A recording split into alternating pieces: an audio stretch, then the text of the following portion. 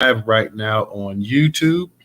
Getting ready to go live on YouTube. Shout out to my people that'll be coming into YouTube tonight, guys. I know you see the title over there on YouTube. Cuban leaders say they want to build with the Black community. That's what we're going to be discussing. We're going to be talking about tonight. How is that a realistic possibility? Is this just for publicity? Is this, exactly what's what? So we're going to talk about this and have hopefully a nice dialogue. You guys missed the previous two broadcasts, the one on Liberia last night. Should Black Americans honor and respect Liberia? That was a pretty interesting discussion last night. So if you missed that, you can catch that on YouTube. If you're on X or Twitter, you can catch that. It's one of our spaces as well. The night before that, we had conversation broadcast talking about it was an article printed out talking about Tariq Nasheed was preaching violence against the African diaspora, promoting violence. We talked about that Monday night as well too. If you missed that broadcast, you can catch that on YouTube, or you can catch it here on X as well too. So shout out to everybody coming up in here as well too. Shout out to you, Arthur. I see you up in here as well. So shout out to you. Like I say, man, we're gonna get it in tonight. This should make for an interesting discussion. We've been talking about a lot of different things lately, so I want to get everybody's perspective on this as well too. Cuba holds a certain sentimental attachment to some people, especially back in the 60s and 70s as well too. I know you had a lot of people saying some of the things that the Cubans did for Black people globally as well too. I heard about them helping out in Africa, during the some of the wars and everything else like that as well too. So and Fidel Castro was a very complicated individual to say the least. So he's a very complicated individual to say the least. Shout out to Nightfall. Nightfall normally hangs out on YouTube, but I see Nightfall over here in the X space for right now. I'm pretty sure he's gonna probably go back over to he's probably gonna go back over, I'm sure, to YouTube as well too. But he's hanging out with us for just a second. So shout out to you, Nightfall. Shout out to you. Shout out to all you guys coming up in here as well tonight as well too, man. Like I said, we've been having some really, really interesting dialogues lately. Hopefully everybody, can keep their emotions in check as much as possible tonight. I don't think it's going to be too triggering of a space, to say the least. People got their opinion. Shout out to my girl, Miss Cleopatra Bell over there on YouTube. Shout out to you. Shout out to all our people. For all my people over there on YouTube, shout out to you guys over there for holding it down as well too. I expect for the people over there at YouTube to give us some good questions and comments and everything else tonight, like they normally do. They definitely help sometimes keep the conversation interesting, to say the least, as well too, guys. So shout out DJ. I'm trying to see if you up in the space, but I know you must not be up in there because you ain't accept the co-host invite yet. So give our people a few more minutes in here, man. It's been a crazy news cycle as well too. See, the former governor here in Florida, Bob Graham, longtime Democrat, one of the most popular governors they had in Florida history, he passed away today. So the state is grieving. They're grieving. DJ, you say you're doing updates. Okay, go ahead and get your updates on, man. And when you get a chance, come back through. Miss Cleopatra, now she's over here on the X spot. So I see Miss Cleopatra over here on X as well too. So what's up, guys? What's up? I see my girl Aunt La came up in here. Yeah, shout out to Carlos as well. And yeah, guys, the article we're going to touch up on tonight is from the San Francisco Bay View. San Francisco Bay View, one of our curation partners, Black-owned website in San Francisco.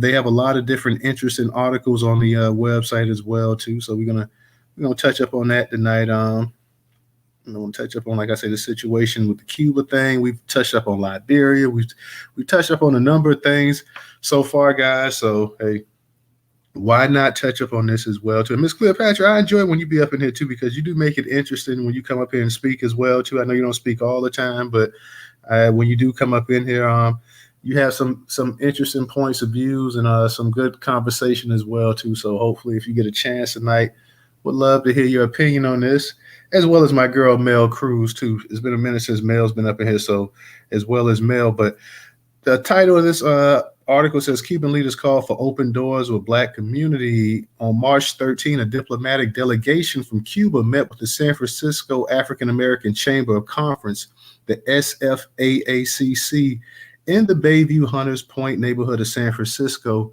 Cuban Ambassador Leanne Torres Rivera said, "I'm so happy to be here. We have traveled to cities across America. As a result, in 2022, we're able to have a delegation from the SFAACC attend FIHAV, where we're able to celebrate investment forums, which repeats as an excellent occasion to hold bilateral meetings between Cuban and foreign businessmen, potential foreign investors, as well as to continue sharing and exchanging ideas about the challenges that lie ahead in terms of attracting investment, where several of you were able to experience our hospitality." I want you guys to pay close attention to this article that I'm reading right here, and what it details and what it doesn't detail as well. Today, we're trying every action and advocacy from email to engagement with Cuba and the Cuban people. We have a champion in Congresswoman Barbara Lee's leadership. She is beloved not just in the House of Representatives, but by the people of Cuba as well. Congresswoman Barbara Lee, Democrat California, noted, "In the past 2 years, I commend President Biden for taking action this week to reverse yet another set of oppressive Trump-era policies, this time regarding Cuba. The United States will now resume the family reunification program, increase flights to Cuba, and lift restrictions and remittance, all overdue, much-needed steps that will support the Cuban people. Donative remittance will also resume, providing a crucial lifeline to the most vulnerable Cubans, particularly within the Afro-Cuban community. These important changes will bring real impactful help to people and families in Cuba and the U.S., but our work toward normalizing relationships cannot end here. We must do more to rectify the decades of harmful, counterproductive policies and instead support engagement and opportunity on the island. I look forward to working with President Biden to continue advancing the U.S.-Cuban relations and ensure a brighter future for the Cuban people." Ambassador Rivera noted, "Cuba wants good relationships with the United States. We're ready to sit with the Biden administration." According to the United Nations, the General Assembly adopted its annual resolution calling for an end to the United States-led embargo on Cuba, with speakers stressing the urgency of that action, including the global economic insecurity following the COVID-19 pandemic and the need to meet with sustainable development goals. According to Ambassador Rivera, there are 4 major priorities. Remove Cuba from the list of state sponsors of terrorism, Rivera noted. "As you can see, we don't support terrorism, nor have we sponsored terrorism. End persecution of those persons and parties traveling to Cuba. Waive the Helms-Burton Law." Rivera noted this was an action done under President Bill Clinton and continued under the Trump administration. "In product restriction," Rivera states, "under the current set of sanctions and restrictions, businesses are prevented from purchasing or selling any product wherein more than 10% of the components are from America." In a series of proposals, Rivera invited SFAACC members, San Francisco Mayor London Breed, and Los Angeles Mayor Karen Bass to join a delegation to the FIHAV 2024. Their website states, "Since 1983, it is important. It is the most important general trade fair in Cuba and the Caribbean, one of the most represented from Latin America. This year, the event will occur during a particular period as the Republic of Cuba holds pro tempore presidency of the Community of States of Latin America and Caribbean. FIHAV will feature a variety of activities, conferences, and seminars. Exhibitors will showcase their products and services to a broad audience and gain valuable exposure to potential customers," Rivera stated. FIHAV is an event that offers exhibitors a unique chance to gain visibility, make valuable connections, and increase their business opportunities. Don't miss this opportunity to be part of this important event and take advantage of its many benefits. Furthermore, the group's delegations were invited to Havana's International Jazz Festival. Cuba's a music machine pumping out wall-to-wall sound that fuels a global music scene. Visit Cuba and jump into the audio inferno of Afro-Caribbean beats, Latin jazz, swirling salsa, and dizzying sound of rumba. For more information, all right, okay. Like I say, this is from one of our curation partners, the San Francisco Bay View. Shout out to the San Francisco Bay View as well too. Shout out to Highly. Thank you for your donation on Cash App. This is from the San Francisco Bay View, and I heard a number of things, and uh, I don't get upset with Cuba. They got the embargo placed on them. They got sanctions. They got hit. The economy got trashed. We understand that. We understand ever since when Fidel Castro came to power in the 50s. At one time, Cuba was a thriving paradise. It was the hangout for the mobsters. The mob pretty much controlled that area. And then Castro took over and communism came in. And Cuba, for the most part, changed. It changed overnight. When Castro came to power, everything that came, the mobsters left, the casinos, the Playboy Paradise, Caribbean hangout spot, it all changed overnight. Everything changed. Cuba was a communist country. They were backed by Russia. Russia pretty much held up the economy for the longest. I shouldn't say Russia. I should say the Soviet Union. Once the Soviet Union collapsed, they started to feel economic downfall themselves. They haven't really been the same since then. So, I get Cuba's want to go ahead and improve the economy. I get that they want to go ahead and do business. They want the U.S. to lift these embargoes, these sanctions. They've been hit hard pressed. And of course, we know how the Western world does stuff once they sanction you as well, too. Like I said, Cuba has a fondness with a lot of Black people globally because they felt that Cuba was one of the few countries that stood up and supported Black people globally at times. With that said, that article I read, because the title is this. It says Cuban leaders call for open doors with Black community. Well, here's the thing. In that article I just read, I didn't hear one thing that was read that said what exactly open doors are you talking about with the Black community. I didn't hear you mentioned they mentioned a couple Black female politicians. They mentioned Karen Bass. They mentioned London Breed. They mentioned Barbara Lee. They mentioned these people here, but I have not heard one thing in that article. I didn't read one thing in that article where it said anything about an actual business relationship. I heard them say investment, but they didn't tell us exactly what type of investment, what type of partnership. What are you talking about for Black Americans? Exactly what do you offer? What I get that you want to do business, but that article that I just read was empty.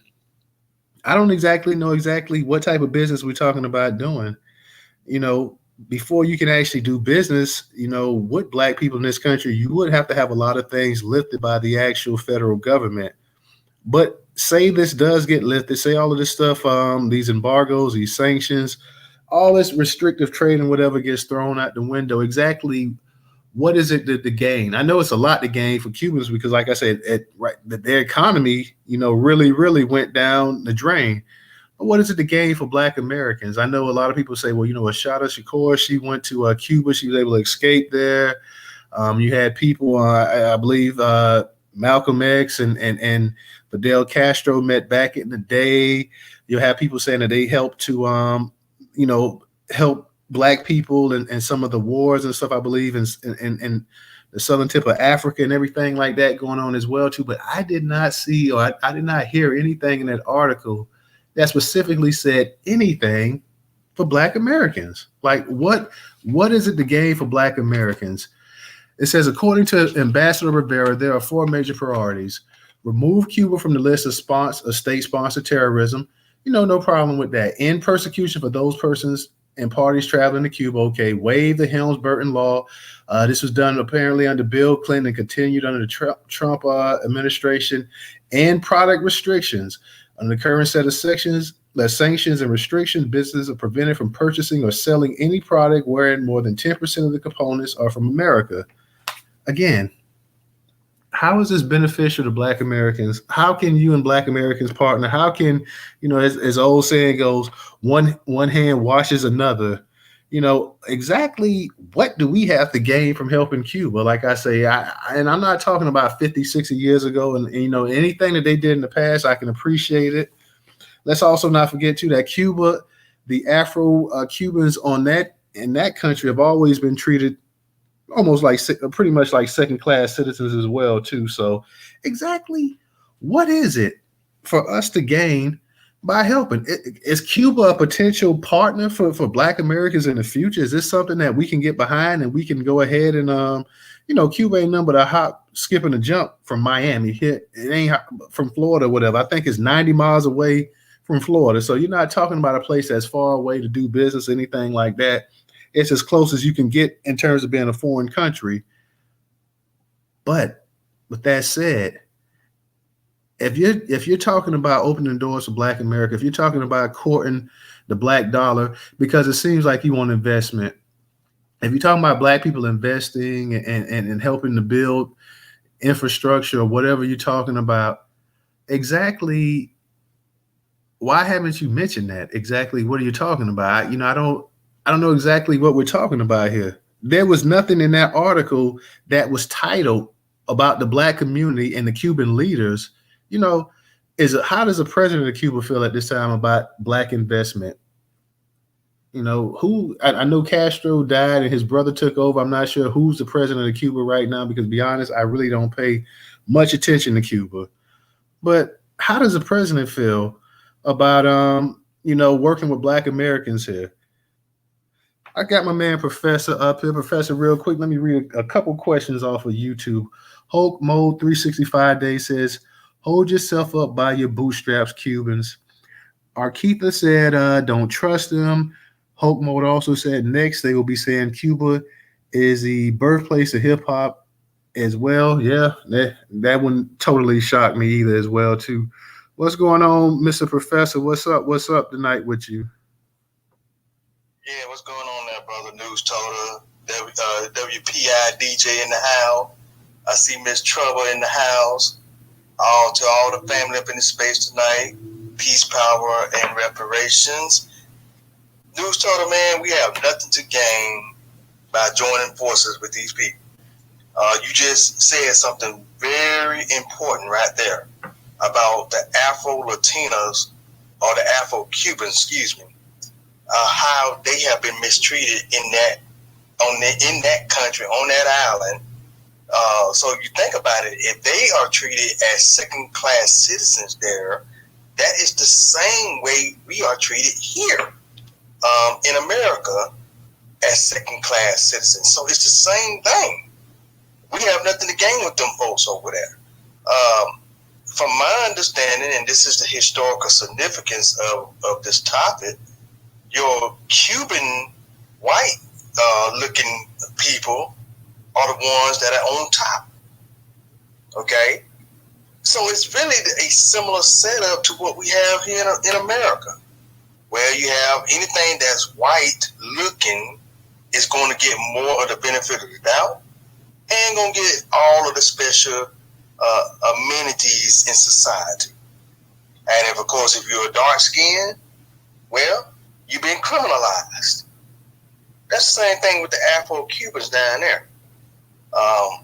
As a matter of fact, as I was growing up in the neighborhood that I was in, we had an Afro-Cuban that was living in our neighborhood who told us about how dark-skinned people were being mistreated down there in Cuba as second-class citizens.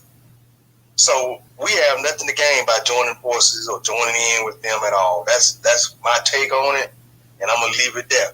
I know some of the family might have a different take on this, but hey, man, we just got to fight our battle over here on the land, right here in the mainland, United States, baby. This is what we trying to take care of over here. Black American family, right here in the United States of America. This is where we are. We're trying to make sure that we get what belongs to us. That was set up by our ancestors. That belongs to them, okay? I'm going to land right there. Thanks, Newstoter. And DJ, man, I see you come over here late, man. What you doing sneaking over here late? Real talk, Professor, real talk. Let me read what Nightfall says over here on YouTube. He says, "You're 1,000% correct at Newstoter. All this article states is Cuba wanting to use this immigrant mass hysteria to get Americans to drop, puff the bag. No different than all the African rappers and people calling for FBA to come back to Africa and drop off the bag.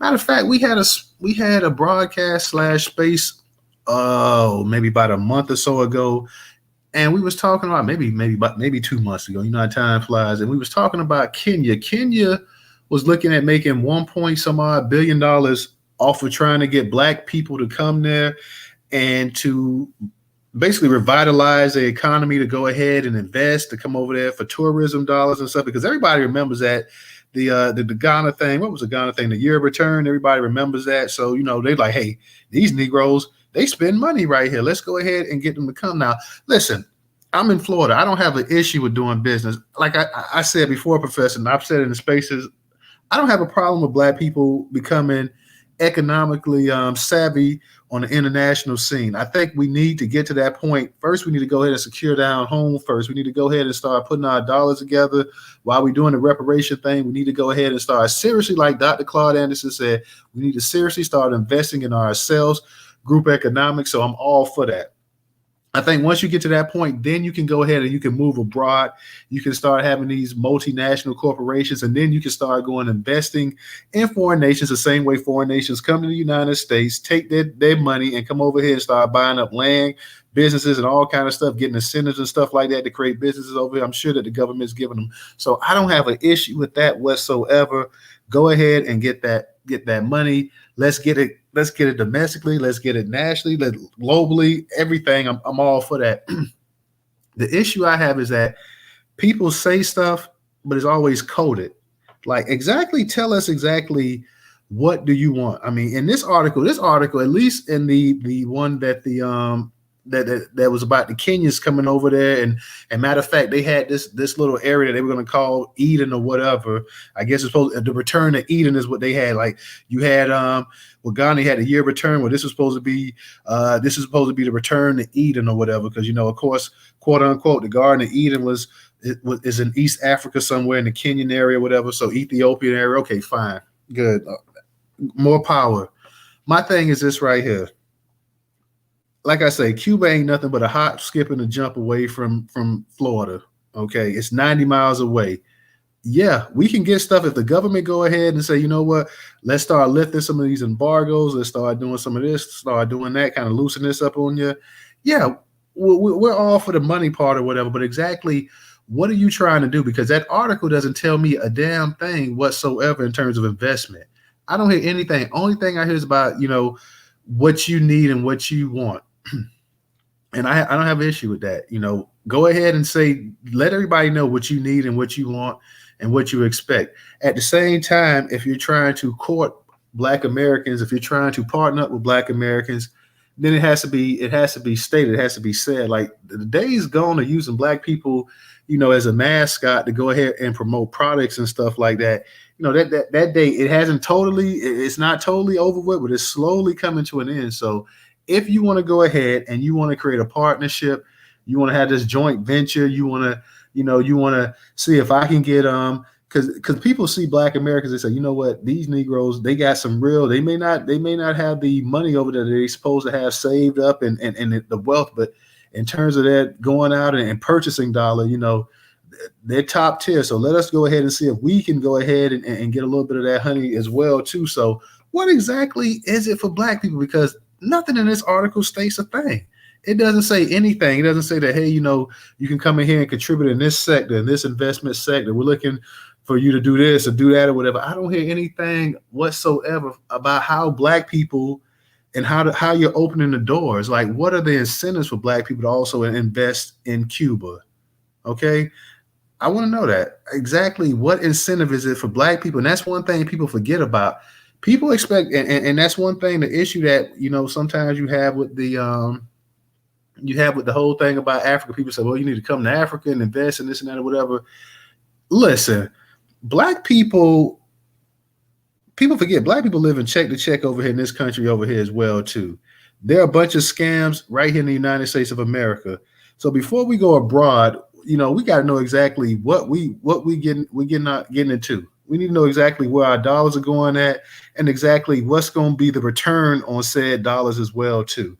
We need to know what kind of tax breaks we're going to get from your government, what kind of protection we're going to get in case, your governments may not be the most stable countries in the world or whatever. What happens if things go sideways or whatever? Do we lose our entire investment or whatever?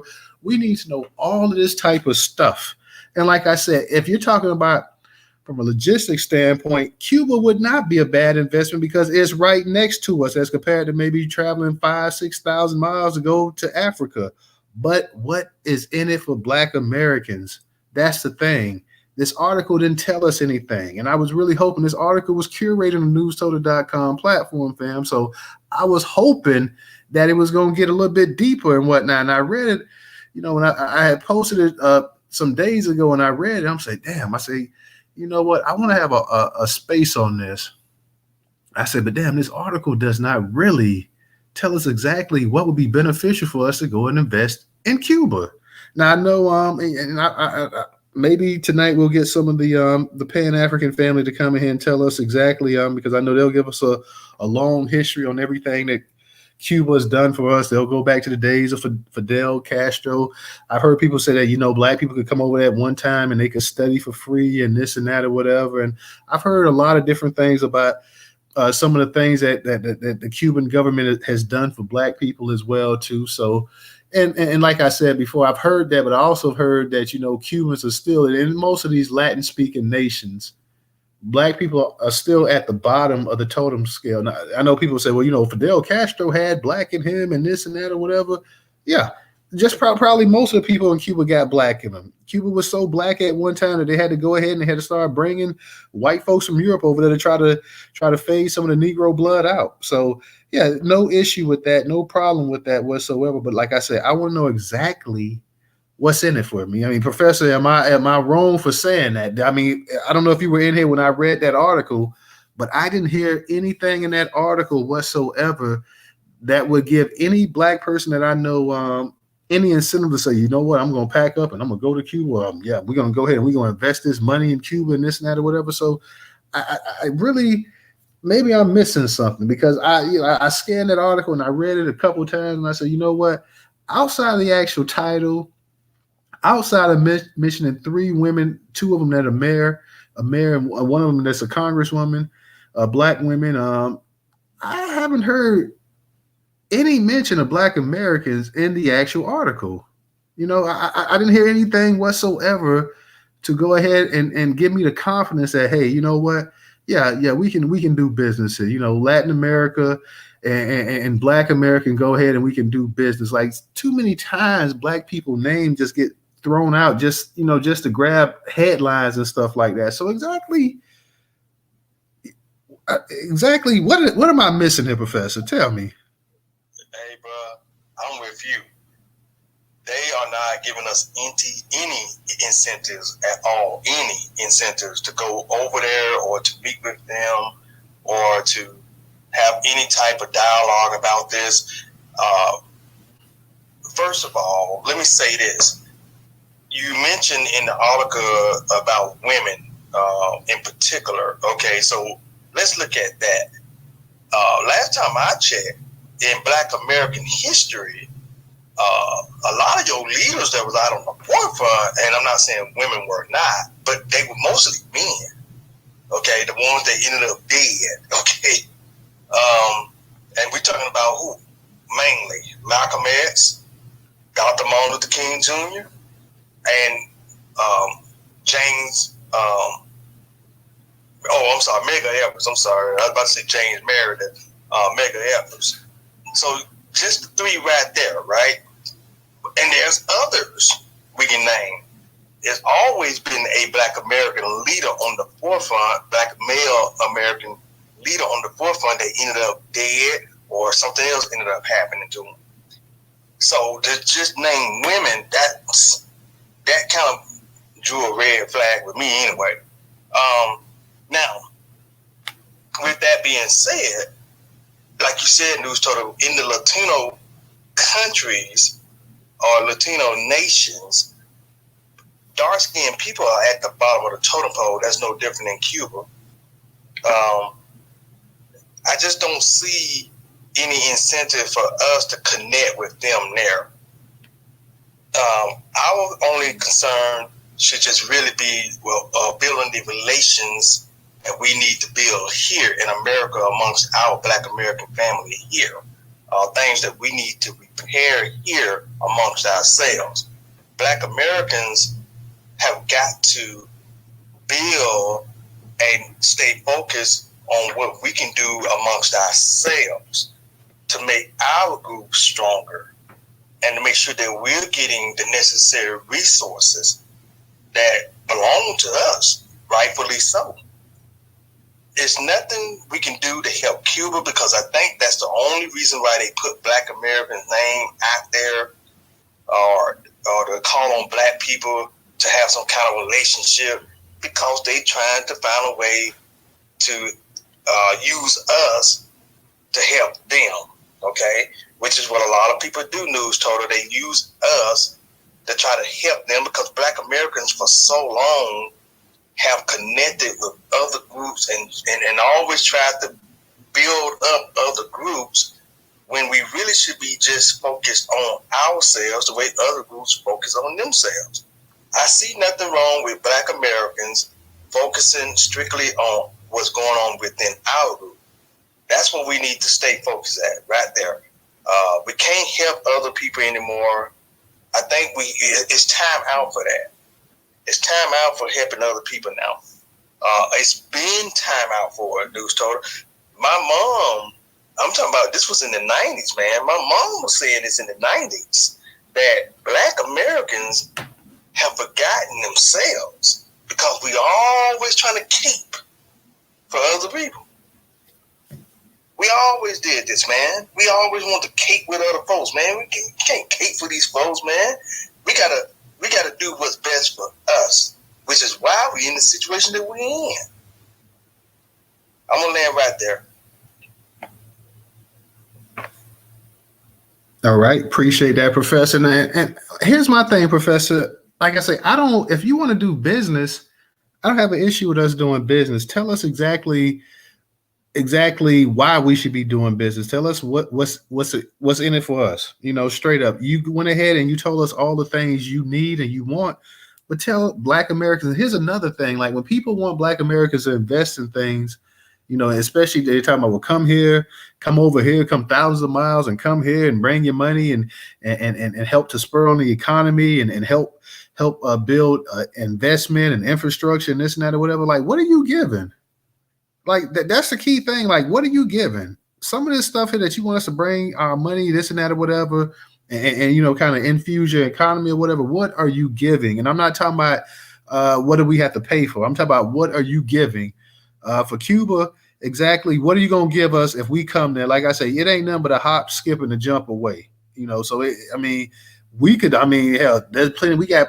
I know one thing is that in terms of the in terms of the food and stuff like that, of course they grow a lot of stuff and this and that, whatever. But I think mainly pork is the main thing that they have there, whatever. So we I'm sure we got some beef farmers and everything else like that. They can go ahead and they can supply them with beef and things of that nature and stuff like that. But exactly what is it? What's in it for us? What's beneficial for us as Black Americans to come over here and to join this business structure? Because like I say, I don't have an issue. Of course, I want to see us go ahead and take care of home first, but I also want to see our people to be, like I say, I want us to be competitive on a global market as well too. Before you can be competitive on a global market, first you have to go ahead and secure home first and foremost. So once we can get that nailed down, if these countries are sitting up here saying, what, yeah, we would love a Black American investment in our country and this, okay, the same way all these other countries deal and they do business or whatever, and they give discounts and they give all kind of tax incentives and everything else like that. What's in it for us as Black Americans as well too? What do we get out of it? This is a time and place that, hey, when people are starting and they start putting our name and it's coming out their mouth to go ahead and promote stuff and this and that, when next time you hear Kenya talking about, hey, we want y'all to come to the Return to Garden of Eden or whatever, okay, what's it in terms of us? You want us to come over there, bring our money? You say you guys would like to make $1.some billion or whatever from our investment. Okay, exactly. What are we getting for free? What are we going to get for free? Before we start investing money, let's go ahead and get everything drawn out. And we want your contracts too. We not sitting up here talking about investing in stuff. And then people talk about, well, you just got a temporary lease and you really don't own this or that or whatever. No, no, no, no, no. We coming over there. We want to know exactly what belongs to us. We want to know exactly what type of tax incentives and everything else we're going to get or whatever. We need to know all this kind of stuff right here. I see we got Miss Fahima up here. Fahima, I know you have a hard time with the hand or whatever, so I don't know if you want to speak. But what's going on, Fahima? Yeah, I just tuned in. I just tuned in, and I don't think people are aware. There's a trade embargo with Cuba. You can't. I mean, there are only certain circumstances that people can go to Cuba. Yeah, we mentioned that. Yeah, that I talked about the trade embargo. They're talking about right now trying to get it lifted and stuff as well too. You know, they're trying to get it lifted. And people have been engaged in that for a long time. I don't know if you also know that Assata Shakur has been in exile. Yeah, Cuba. I mentioned that too. They put a $2 million bounty on her head a few years ago. We did a program, and many members of the Black Panther Party have gotten exile in Cuba. And people may not care, but Cuba was instrumental in dismantling apartheid in South Africa. Nelson Mandela refused to denounce him, Fidel Castro. And also, there is a scholarship for the School of Americas. This was something that was negotiated by the Congressional Black Caucus, and I will say that the late Colin Powell, he did allow it to stay in place. Any African American can go to medical school in Cuba for free. This is not something that where there's some restriction. That was something that has been secured. The only caveat is that you have to come back and do public health in the community. So I tuned in late. I didn't know if you were aware of Cuba's relationship, particularly with the Panthers. There was a sister that recently passed away. There are a number of our members of the Black Panther Party have had exile in Cuba. Again, there's a trade embargo. You can't go on vacation there. There was a brief period when President Obama had lifted the sanctions. But I did go to Cuba a few years ago, and there are a couple of exceptions. One is, of course, the medical school thing, cultural exchange, and conference. But you can't go on vacation. You can't invest. You can't buy property because of the embargo, and you will be sanctioned by the State Department if you do. And there are a number of groups that have had, like Pastors for Peace, last point. Pastors for Peace, which facilitates the medical school scholarship. They have had medical caravans. Because of the embargo, there are a lot of things that they're not able to get. And I will say this, Cuba has, even though they don't have money and resources, they supply 2/3 of the barefoot doctors around the world, in Africa and in the Caribbean. During Hurricane Katrina, they had offered to have doctors come, and of course the Bush administration declined. And Cuba has been a friend to Black people, not just in Africa, but here with their relationship with the Black Panther Party. And I will land here. Okay, Fahima, thank you. And you touched up on a number of things that we spoke about as well too. I didn't get a chance to talk about the I think I briefly mentioned the medical thing as well too, where you can go there for free or reduced costs. So yeah, and I mentioned the actual the history that they have with Black people globally as well too. So I did mention that, and of course, like I say, the article itself states about the actual trying to be removed from the actual state sponsors for terrorism, and trying to go ahead and end the product restrictions and all that stuff as well too. Now, this is this now, I get what you're saying too. Now, the actual conversation is actually about the Cubans themselves, the Cuban leaders themselves are talking about having to open doors with the Black community. So my thing is this right here, exactly what does that detail in particular if you're talking about doing business? So I get what you're saying as well too. And Black Americans, like I say, I have no issue with Black Americans doing business on a global scene. Business in Cuba. You can't do business. Fahima, get what I'm saying. They're talking about no, hold on, sweetie, hold on, because you're missing what I'm saying. We know at this point, at this particular time, you can't. They're saying they're trying to get this stuff lifted so you can do business there. And my thing is this right here, because they're talking about if you can't do business there, what are we talking about having open doors with the Black community for anyways? So they're talking about investment and everything else in the actual place as well too. Okay, Newstoter, let me just say this. There is a relationship. Has been a hip hop conference that has been going on for years, and revolutionary, radical Black people have a relationship with Cuba. As I mentioned, Pastors for Peace, a number of groups have had, the Black Panther Party have and continue to have a relationship with Cuba. There is a program called Black August. We celebrate, well, some people may not, just like we celebrate Black August here, they have a celebration of Black August there. And the vice president of Cuba is a Black man of African descent, I will say, because people say a lot of things and they really, they don't understand the history. But the radical, revolutionary people do have a relationship with Cuba. There's been an ongoing effort to lift the sanctions from Cuba. This is not something new. I'm not familiar with this article, but I'm from New York City. And since the 80s and 90s, I've been involved with programs with respect to Cuba, Black Panther parties, and I'm not talking about yesterday. I mean, even currently today. I'll just let him. But this is not something new. This is something that's ongoing. Okay. We know because even going back to the days of Malcolm X, he was trying to connect with the people of Cuba. So it always has been a historical significance between Black Americans and, of course, the Cuban people over there. So that's one of the things that we do know. The issue is now is why should we connect with them as of right now, as they are trying to get the embargo lifted and get other regulations lifted so we can have some kind of relationship with them. Is it something for us to gain out of this? Now, can you answer that question? Do you think we have something to gain from being with them or having a seat at the table with them about a dialogue of doing business?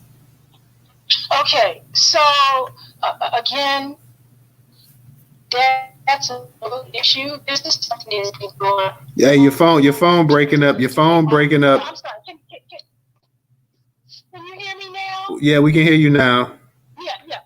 What I'm saying is that it sounds like people are saying, "Oh, yes." I'm saying this is an ongoing thing.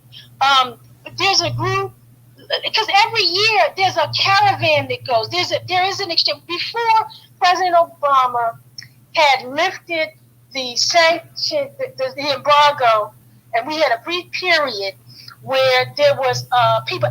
I lived down the street from what was then called the Cuban Interest Center. We did programs there. When Patricia Pago left, and they were going to have an ambassador, there was an event. I shared a poem that I had written when I went to Cuba.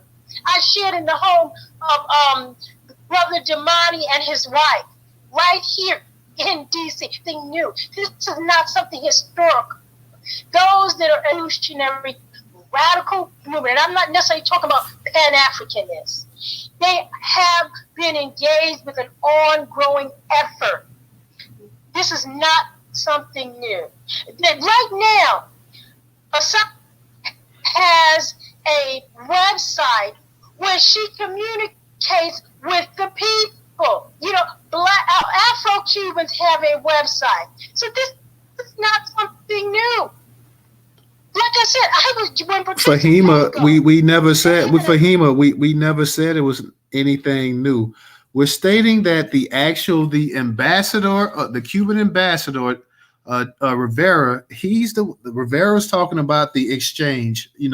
He's talking about trying to get potential foreign investors and stuff in there. So this is coming out of his mouth, Fahima. Okay, not my mouth, not Professor's mouth, anybody else in the space. It's coming out of his mouth. So they're looking at getting potential foreign investors, and they're talking about also based on the actual article, because in the article that they mentioned two black mayors, two female mayors. They mentioned Lauren Breed, and they mentioned Karen Bass, on top of mentioning Barbara Lee. So they're talking about Black Americans. So I get what you're saying about the dealings they had with the Black Panthers globally.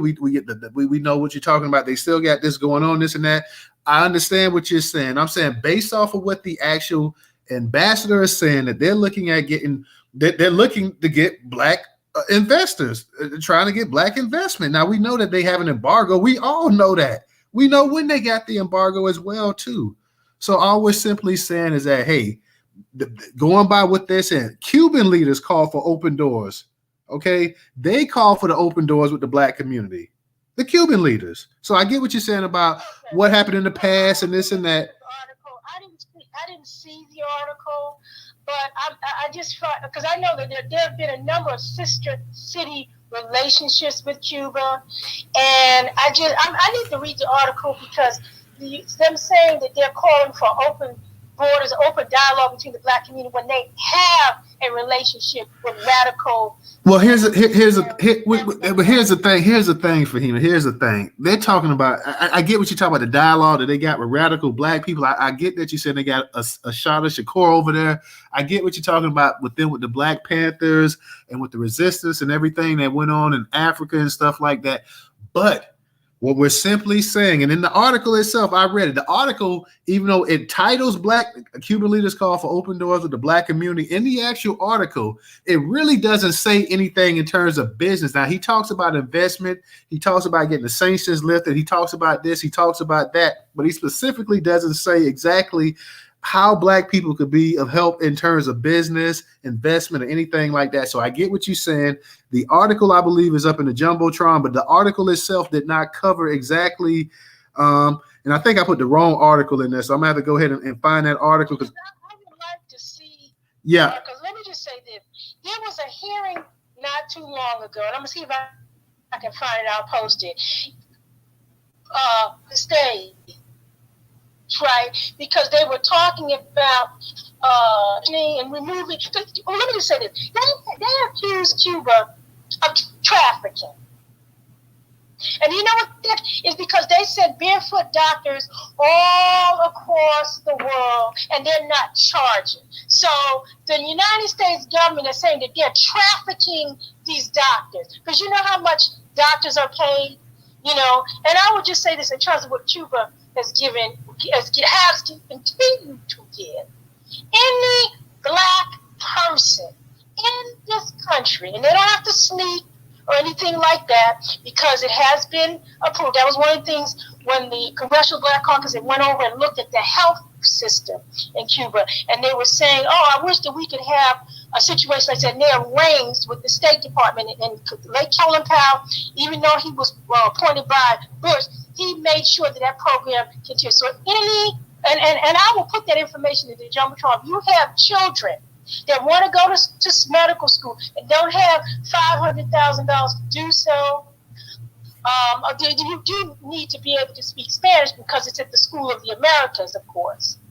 But you can go to a medical school for free. The only caveat, you have to come back and do public health in poor communities here in this country. And I'll land here. But I'd like to read. Okay, that article is in the Jumbotron. It's on the far left hand side. So the article's up there. Get a chance to read it, like I said, and then come back. Like I say, it didn't make any mention really of the actual what exactly Black this actual partnership that could exactly happen or whatever. So read the article. Come back and let us know what you think. Let me go ahead real quick and get to the other speakers. Let me give a shout out to Brandon for his contribution on Cash App too. Chanel, I see you up here. I know international. I got you with your hand up as well too. I think Chanel may have raised hers first, even though you came up here. So I'll get to you international. Chanel, how you doing tonight? Hey, Newstoter, how are you? I'm well. I'm doing good, sweetie. Hey, rest of the panel. I hope everyone is well. Shout out to the room. I just wanted to say that I understand the whole idea of unity and Pan-Africanism, this and that. But personally, I believe that is a failed cause. I believe that we need to stick to our communities and they need to stick to theirs. Everybody needs to mind their own backyard. Black Americans are still in the same position we have been financially, including home ownership and all of those things. And with the resources we have here, I don't feel like we should be constantly helping everyone else get ahead when we need to be worried about our own backyard and our people. I did go ahead and drop some resources in the thread of this space. It pretty much is a book that goes over how in the 60s, when Cubans were brought here, the CIA invited 10,000 of them here, gave them all sorts of handouts, while Black Americans were still not able to enlist and segregate into white schools, weren't able to get home loans, business loans, and this, that, and the third. So I think it's time for us to stay on code and mind our Black American business and let everybody else fend for themselves. All right. Thank you. And I'm gonna say this, and I'm gonna get the international. I've lived in Florida my whole life, grew up in South Florida as well, too. I don't hardly remember ever seeing any Black Cubans, to be honest. All the Cubans I seen were white. Now, Cubans came here and they pretty much control Miami. They don't control all South Florida, but they control Miami. So I always wondered too exactly, because we heard grumblings about how the actual Black Cubans are actually treated over there in Cuba as well too. So most of these people that came to this country, when you look at the people on the rafts and boats and stuff like that, the vast majority of these people and the ones that's got wealth and influence in Miami are not the Afro Cubans. They're the white Cubans. Let me go ahead and get to international. International, go ahead and unmute your mic. What's up, Newstoter? Thank you for letting me speak. I just wanted to follow up on Fatima's sentiment that she is correct. The Cuban government and other supporting organizations have had a relationship with the Black community or American Negro community for a very long time. Malcolm X, even welcomed Fidel Castro in the 60s to the Teresa Hotel, and they had a conference, and it was like a big deal. When it comes to Cuban relations, as it relates to South Cuba, there were two waves of Cuban immigrants that came to the United States. The first came in 1959 with the Baptista regime when he was pushed out, and those happen to be the more wealthy white Cubans that we see in South Florida today, who are very wealthy. And then there was a second wave in the 80s where a lot of Afro-Cubans came, and then Cuba also dumped out their prisons and their insane asylums, and those people came here as well. So there's two very different waves of Cubans that have come over. While I agree that the Cuban government has done a lot, well, let me rephrase that. The Castro regime has built a lot of coalition with American Negro freedom fighters. I think it's healthy for people to question the motives of others and want to redefine the social contracts that we have with people. I don't think there's anything wrong in saying, what can you do for me? Or what do you, if in wanting to foster a more healthy relationship, or a relationship where there's greater reciprocity. There's nothing wrong with that. So I think people questioning this, I think you're on the right track. But I also just wanted to say that Fatima is right in saying that there has been this relationship, at least with the Castro regime. I do think in terms of like South Florida, from my understanding, the white Cubans there have a greater stake in a lot of the business dealings and have locked Black people out.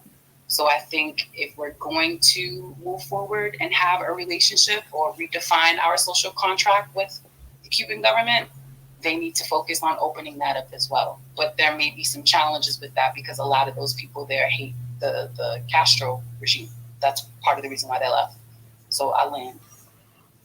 Thank you. And I agree with everything you said there. And I agree with what Fahima was saying as well, too. We know the history of what Cuba and their relationships with Black people globally and here in America as well, too. So we're not disputing that. All I'm saying is that if they can go ahead and they can get these sanctions lifted, they can get these embargoes dropped and everything else like that. Exactly what does it mean for Black America? So, it's great that they had a partnership and they had, they felt a certain way about Black people in the past and stuff like that. But I'm saying in terms of business, I'm saying money talks.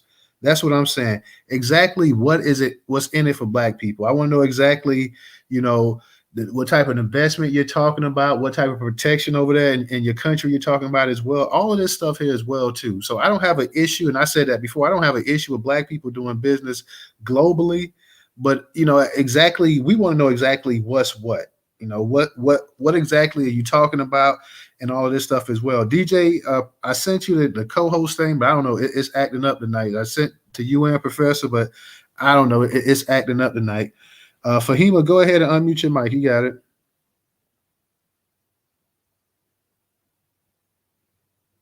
You there, Fahima? Yes.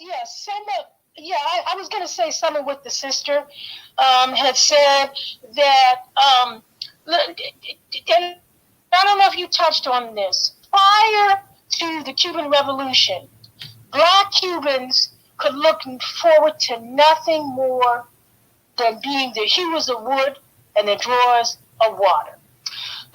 There's a film that a friend of mine worked on about after the Cuban Revolution. Fidel Castro had people that could read go out and into the favelas and different places, make sure that everyone else could read. That's why Cuba has a very high literacy rate. As I mentioned, the head of the Cuban intersection was an Afro-Cuban, Patricia Pago, and now today the vice president of Cuba is a Black man. And let me just say, I understand you saying, what have you done for me lately?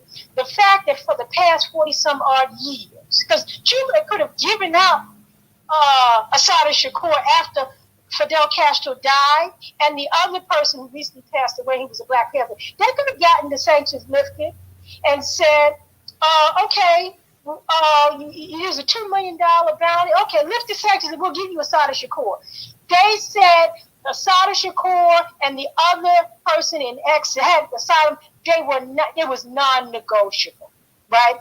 And even with the sanctions, they are providing a scholarship to medical school for any Black person in this country. I don't know if you guys know, I'm in academia, how much it costs to go to medical school. And the only thing they ask, come back and serve your community. So I think that this country that doesn't have very much has given a hell of a lot to the Black community by harboring our system and providing free medical school scholarship. They've already proven themselves as far as I'm concerned. All right. Fahima, do you honestly think that the United States would drop sanctions for them giving up a shot of Shakur? Do you honestly think that if they got her, they would? Yes, it was asked during the Obama administration when they gave they had a $2 million bet. They lifted it from $1 million to $2 million. And they had to tell them that Assata was off the table. Yes, I know for a fact that was part of the deal. We'll lift the sanctions, give us Assata Shakur and the other exile. And they said it's non-negotiable. All right. I would have to go ahead and read that myself as well, too, but I'll take your word for it. Let me go ahead and get to Miss Cleopatra. Miss Cleopatra, go ahead and unmute your mic. Now here we go again with nonsense. Who was the president of the United States? President Obama. He's a king in America. They asked Obama to take this woman's name off of the list, and he refused to do so. They asked Eric Holder to take this woman's name off the list, and he refused to do so. Fahima, stop. This ain't working for us no more. What's in it for us? I land my plane. You go talk to Obama. Obama. Still, by the way, Eric Holden, not Black American. Yeah, I mean, I that's what I said. That, I think I just said the same thing. I said the same thing you're saying. I said the same thing you're saying. People who were on some of these lists who were not in Cuba, they're in jails here in America. And Obama did not want to get them out. I didn't realize there are still Black Panthers in prison here. People had gone through, and I don't know if everybody in our history, even those who are of us, we just don't sit in the corner. There's enough of us who's gonna say, "Wait a minute, you need to do this." Now we don't go into the White House with a gun. We're not gonna do like that. But just like when Biden and Clinton and all of them were doing the crime bill, everybody called the White House, "Please don't do it." They did it anyway. So you're not making sense. Thank you. All right. Let me go ahead and get to thank you, Miss Cleopatra. Let me go ahead and get to Mel. Mel, what's going on with you tonight? Hey, $Newstoter, $Newstoter. What's up, everybody in the room? The topic is very interesting, and I think based on Fatima's perspective, it's very narrow. And I don't think that the article was intended to be as narrow as Fatima is framing it. So maybe the things that she's referencing are factual, but they don't have to ask for something they already have, according to you, Fatima. If they already have this relationship, they don't have to come back and say, "Hey, we want this relationship that we already have." So I think we need to look at who are the people asking for it, because there's no way America is going to allow anyone that doesn't look like the trailer parks that came over here and coming out the gate and claim this country. There's no way that they're going to let anybody from Cuba just openly try to negotiate a deal with Black Americans. So who's asking this? And what else did they say? Why do they want the relationship? What have they said they're going to bring into the relationship? What is it they expect from us? Because I'll be honest, if any foreign country person, whatever, were to say, "Hey, Black Americans, we want to get with you, and what we're going to do is put our shit behind you and build you guys up and help y'all get over the finish line with what you guys are trying to accomplish," then that's something to sit down at the table at. But this, come together and, that ain't going to work. Because even Claude Anderson said that when the Cubans got Florida on lock, that they're holding down their neighborhoods and a Black person can't get nowhere in there to even set up a rib joint. No, they got Miami on lock. They ain't got all of Florida. They got Miami. That's fine, but where they got on lock, they got us shut out. So it's not this openness of, "Hey, let's all work together," and it's not that. So I think more investigation needs to happen. Like, who is this person? What authority does this person have? Are they even a real Cuban? But I think we need to steer away from the dynamics that Fatima is describing, because we're going to end up arguing all night, because that just ain't it. I land. Appreciate that.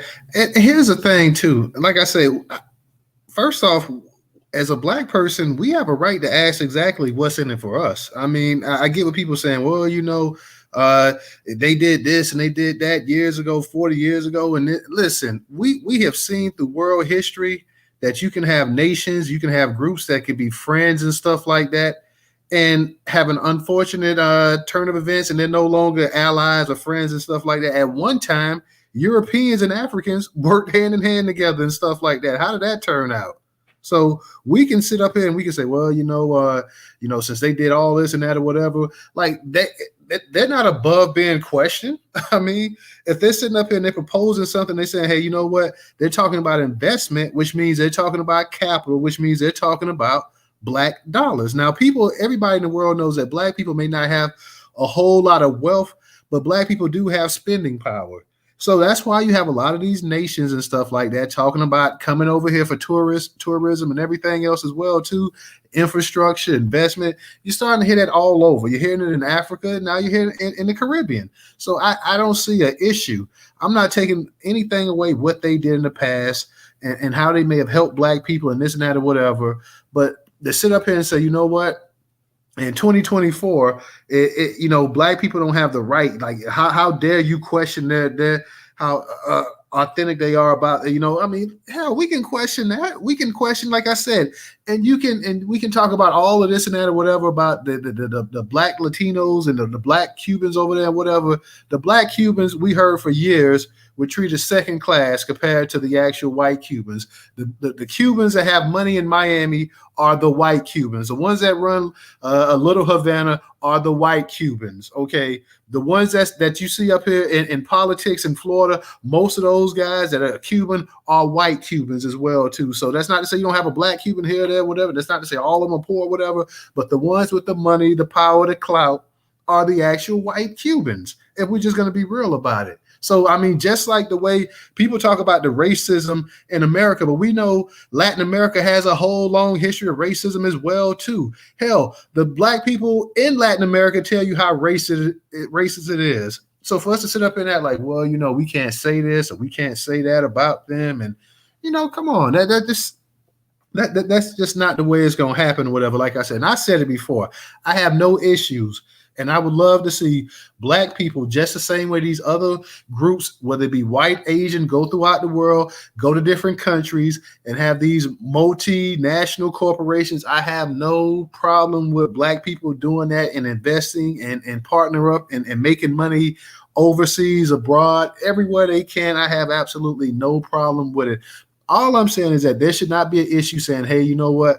What's in it for us? What do we get? Exactly, how are these people going to have our back or whatever? And to sit up here and say, well, we shouldn't question that. I just, I have an issue with that. Yeah, we should question that. We shouldn't go into any potential. And we know that right now, that's all it would be is really a pipe dream at this time because the United States hasn't even said anything about ending these embargoes and sanctions or anything. But let's say they did, because it seems like they have been loosening up over the past 15 years or so. Let's say they get to the point where they do go ahead and end those embargoes or whatever. And then if they do want to work with the black Americans in this country, black Americans have every right to say, hey, you know what? What's in it for us? What can we get? Exactly, what type of tax protections you're going to give us in your nation as well, too. So I see absolutely no problem with that. I have no issue with black people. Like I said, I would like for us to get to that point where we can go ahead, conquer here in the country, and then go elsewhere and get money and get capital just like everybody else in the world's doing. First, go ahead and take care of home, and then go abroad and do what we got to do as well, too. And it wouldn't be bad because, like I say, the place is not that far from Florida. It's not that far from the country, but exactly what are we getting out of it? And to sit here and say, well, because this happened 40 years ago or 50 years ago, or they may still have a connection with a very small group of black Americans in this country, black people in this country, I really don't see the issue with that. I see we got a number of hands up. So, Chanel, I'm going to get to you. Let me go ahead and get to the new hands, you and Fahima, and then I'm going to get to you. Let me go ahead and get to Somali.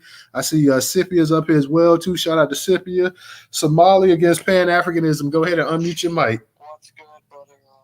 This is a great space. So the title of the room is Cuban Leaders Call for Open Doors with Black America. My thing is this, man. If the Cuban leadership in South Florida and across America is not going to play the game of quid pro quo with Black America, then there needs to be no relationship at all.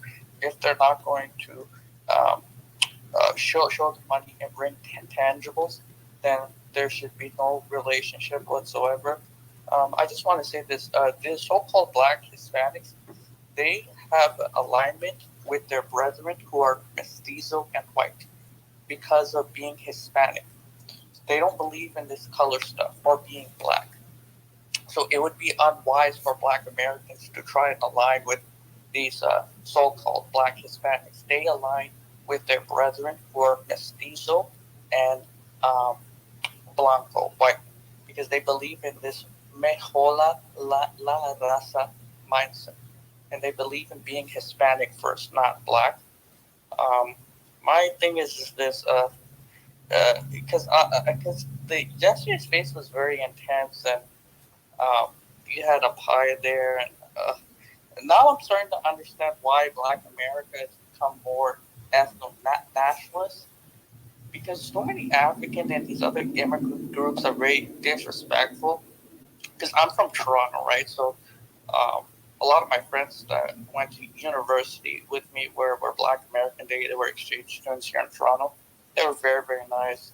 Been to the DMV, been to Dallas, been to Atlanta. I always enjoyed your company. I think you guys are great, but these immigrant groups are so hostile. I just watched a video of a Nigerian guy saying that Black America is the reason why Ghana has become failing, and that wherever Black Americans go, it just gets worse. That you guys bring problems, but whether it be Gambia, Ghana, and these other countries. And a lot of Africans and other immigrants say that Black America doesn't build nothing, poor communities, which is not true. It's actually the Native Americans. But these folks come into a country where the infrastructure is already there. There's already institutions, and they have HBCUs, and they can access all of your programs and rights, man.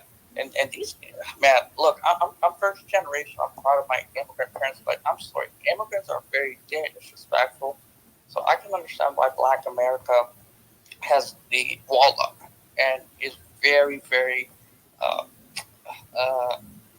what's the word? Cautious around immigrants. So I can definitely understand that. So that's all I wanted to say. No, right. And, screw Pan-Africanism. That's all I'd say. Bye. All right. Appreciate that. Somali against Pan-Africanism. Appreciate that. Let me go ahead and get to Scipio. Scipio, it's been a minute since you've been up in the spot. What's going on with you, bro? Hey, what's up, Newstoter? Yeah, man, I've been making content over on another app, TikTok, and just following what's going on over there. And I finally came back over here because y'all, well, not you personally, but just the X app had gotten a lot less restrictive. But I always stay on top of your post that you put, and I always make sure I follow up to let you know that I still see you, and you're on fire, brother. I just gotta give you that all the way. And just to I'm not giving any pushback on a Somali dude that said what he said, but yes, we do have an ethnogenesis, but let's try to stay away from the word nationalism, because that can be very problematic and toxic, because of the things that's attached to nationalism. And as far as him speaking on how we respond to certain situations, I could kind of see where he would get his, because he's not completely wrong, but he is far from accurate. I mean, like I say, I'm a strong believer in let FBA / Black Americans, freedmen, tell our own story, and give our own rationales as to why we move the way we do and why we respond to matters in the manners that we do. And speaking to your topic, Cuban leaders call for open doors with Black America. I say resoundingly, hell no, and I say that respectfully. Why do I say that? Because again, I'll go back to TikTok. I was in a live in TikTok with this Cuban girl, and I won't say her name because that could be considered spreading gossip. But she is a comedian. Like, she travels on a circuit, and she was in, I don't know if it was Los Angeles or where it was, but for one, she identifies as Black. I'm Black and I'm proud. I'm FBA. These are her words. And yet, on that panel, on that stand-up, she was talking about when she's in New York, she's mistaken as a Puerto Rican. When she's in Florida, she's mistaken as Dominican. And when she's elsewhere, Texas, she's looked at as Mexican. And when she's in California, she's just looked at as something. It was a punchline to it. Wasn't funny. But my thing is, okay, if you're so Black and you're proud, you mentioned 4 places and you didn't mention Black once. So, and she's Cuban. So, and she's a dark-skinned Cuban. So that is, to me, she's the embodiment of that fraud olive branch that they're extending out to us. No, they want to have another black and brown coalition 2.0 where they attach themselves to our struggles and our problems and, our suffrage and gain immensely from it.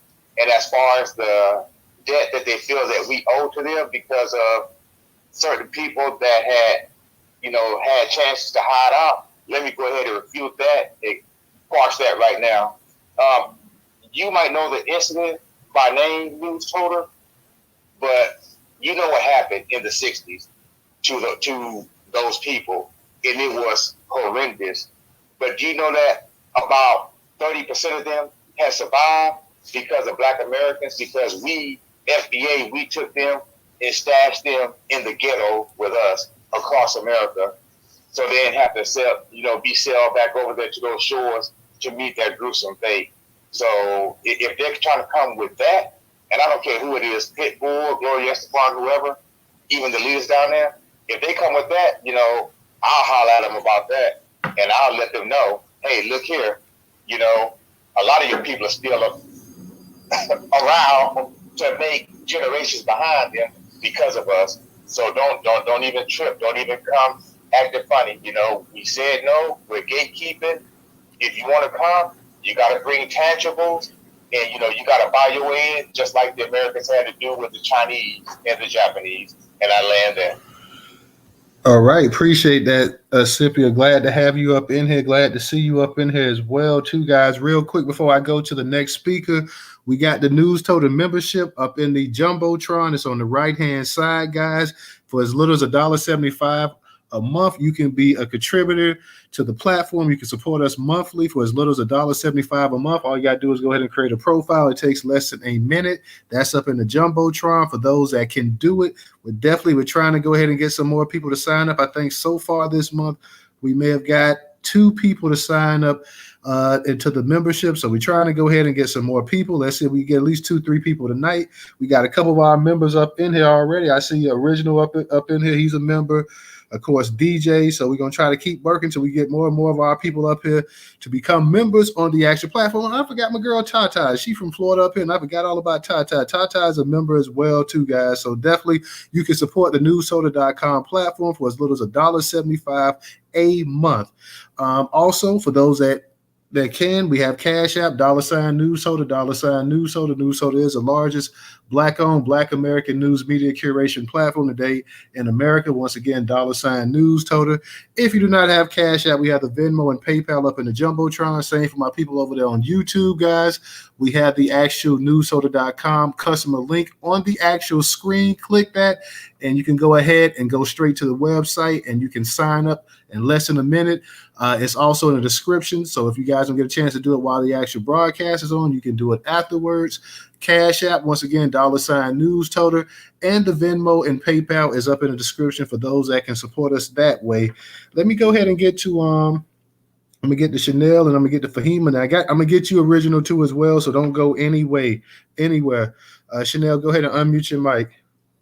Hey, I'm back. So, to those with lineage to American slavery, we're already focused on reparations. We're focused on repairing our communities. And before, if we're not even at a 60 to 75% of fully being repaired, where we're all excelling and leveling up in America, I don't really feel like we need to be worried about everybody else's fight. Okay, there are racially Black people in Cuba. Fine, cool. But we know that is predominantly an American thing. Everybody else really goes off ethnicity and nationality. Just because they look like us does not make us skinfolk. And I also feel like, okay, saving 1 or 2 Black Americans or whatever the case may be is really not enough. Like everyone is saying, what else can you do? What else can you offer to us? Are y'all going to help us in our fight for reparations? I just don't feel like we need to keep minding everybody else's business. I feel like we have done that for decades, and look where we still are. Still at the bottom of the totem pole. Like, the focus needs to be realigned and focused on us and not everybody else just because they look like us.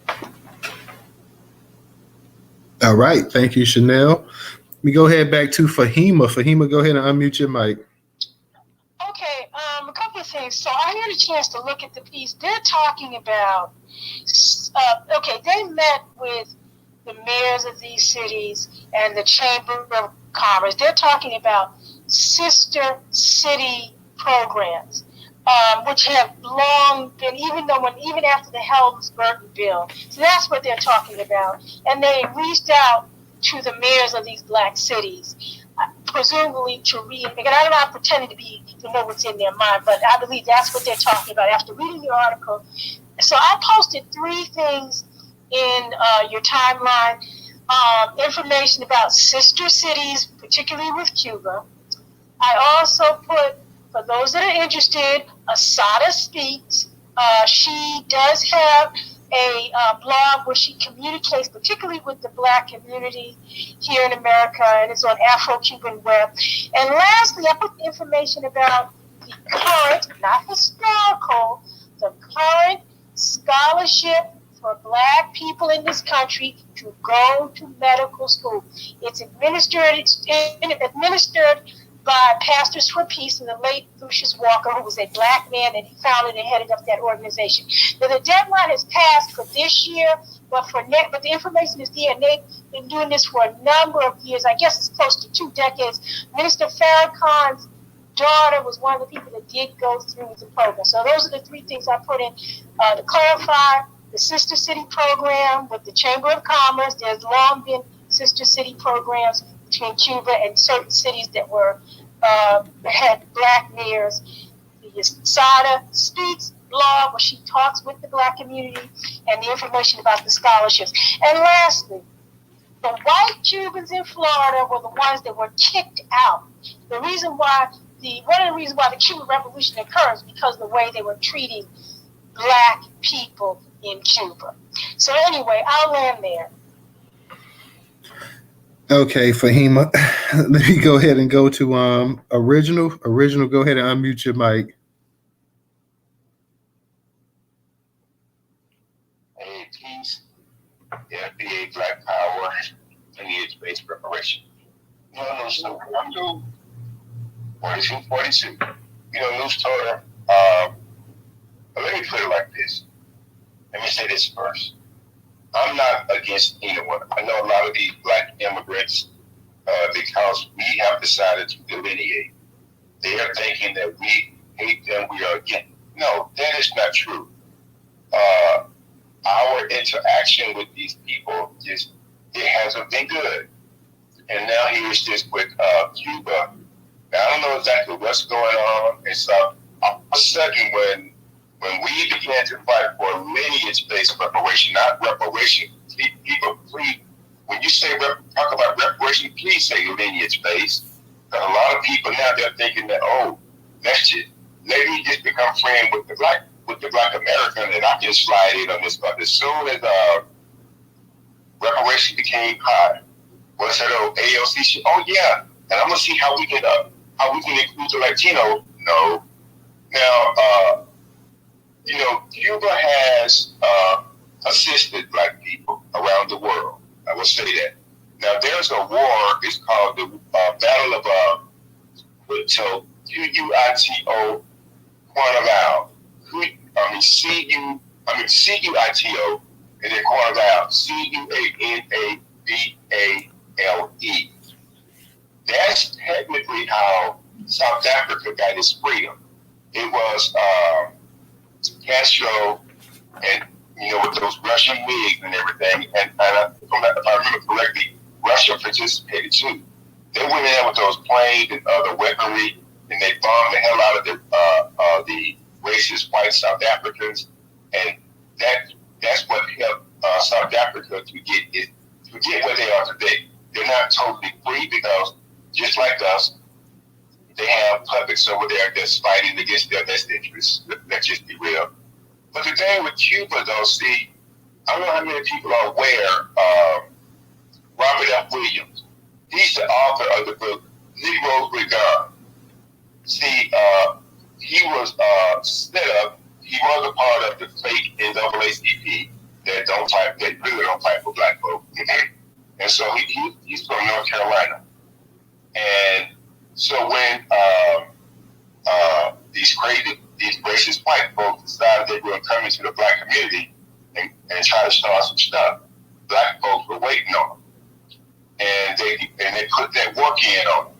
And so this one white racist ran into Robert F. Williams' house to try to get away from the black folk, because they were going to do him, they were going to do him right. You know what I'm saying? So they charged Robert, our great brother, Robert F. Williams. They charged him with kidnapping, and the white boy ran into his house.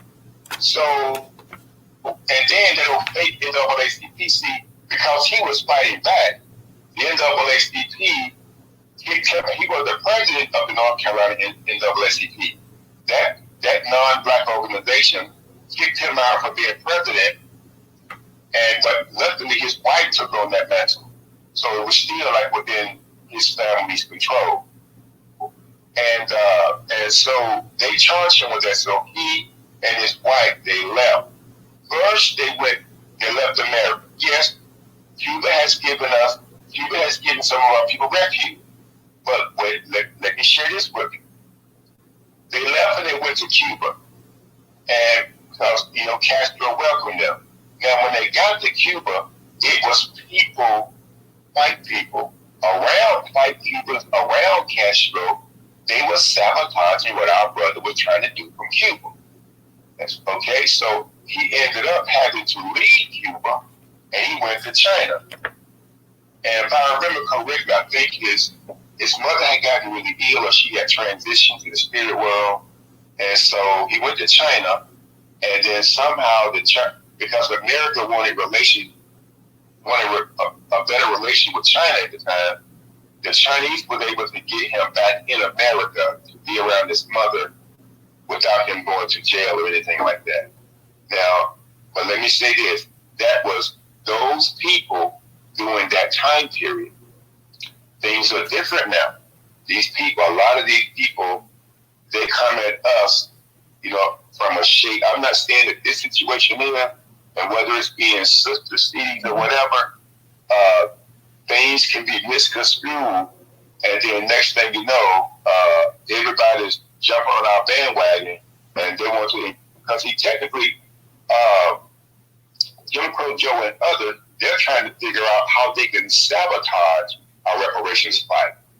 And I think, just like last night when we talked about, the Africans and whomever, I think we have to be very careful and approach with extreme caution with any group who wants to reach out to us now because of what we're doing. Because as Curtis is a great scholar and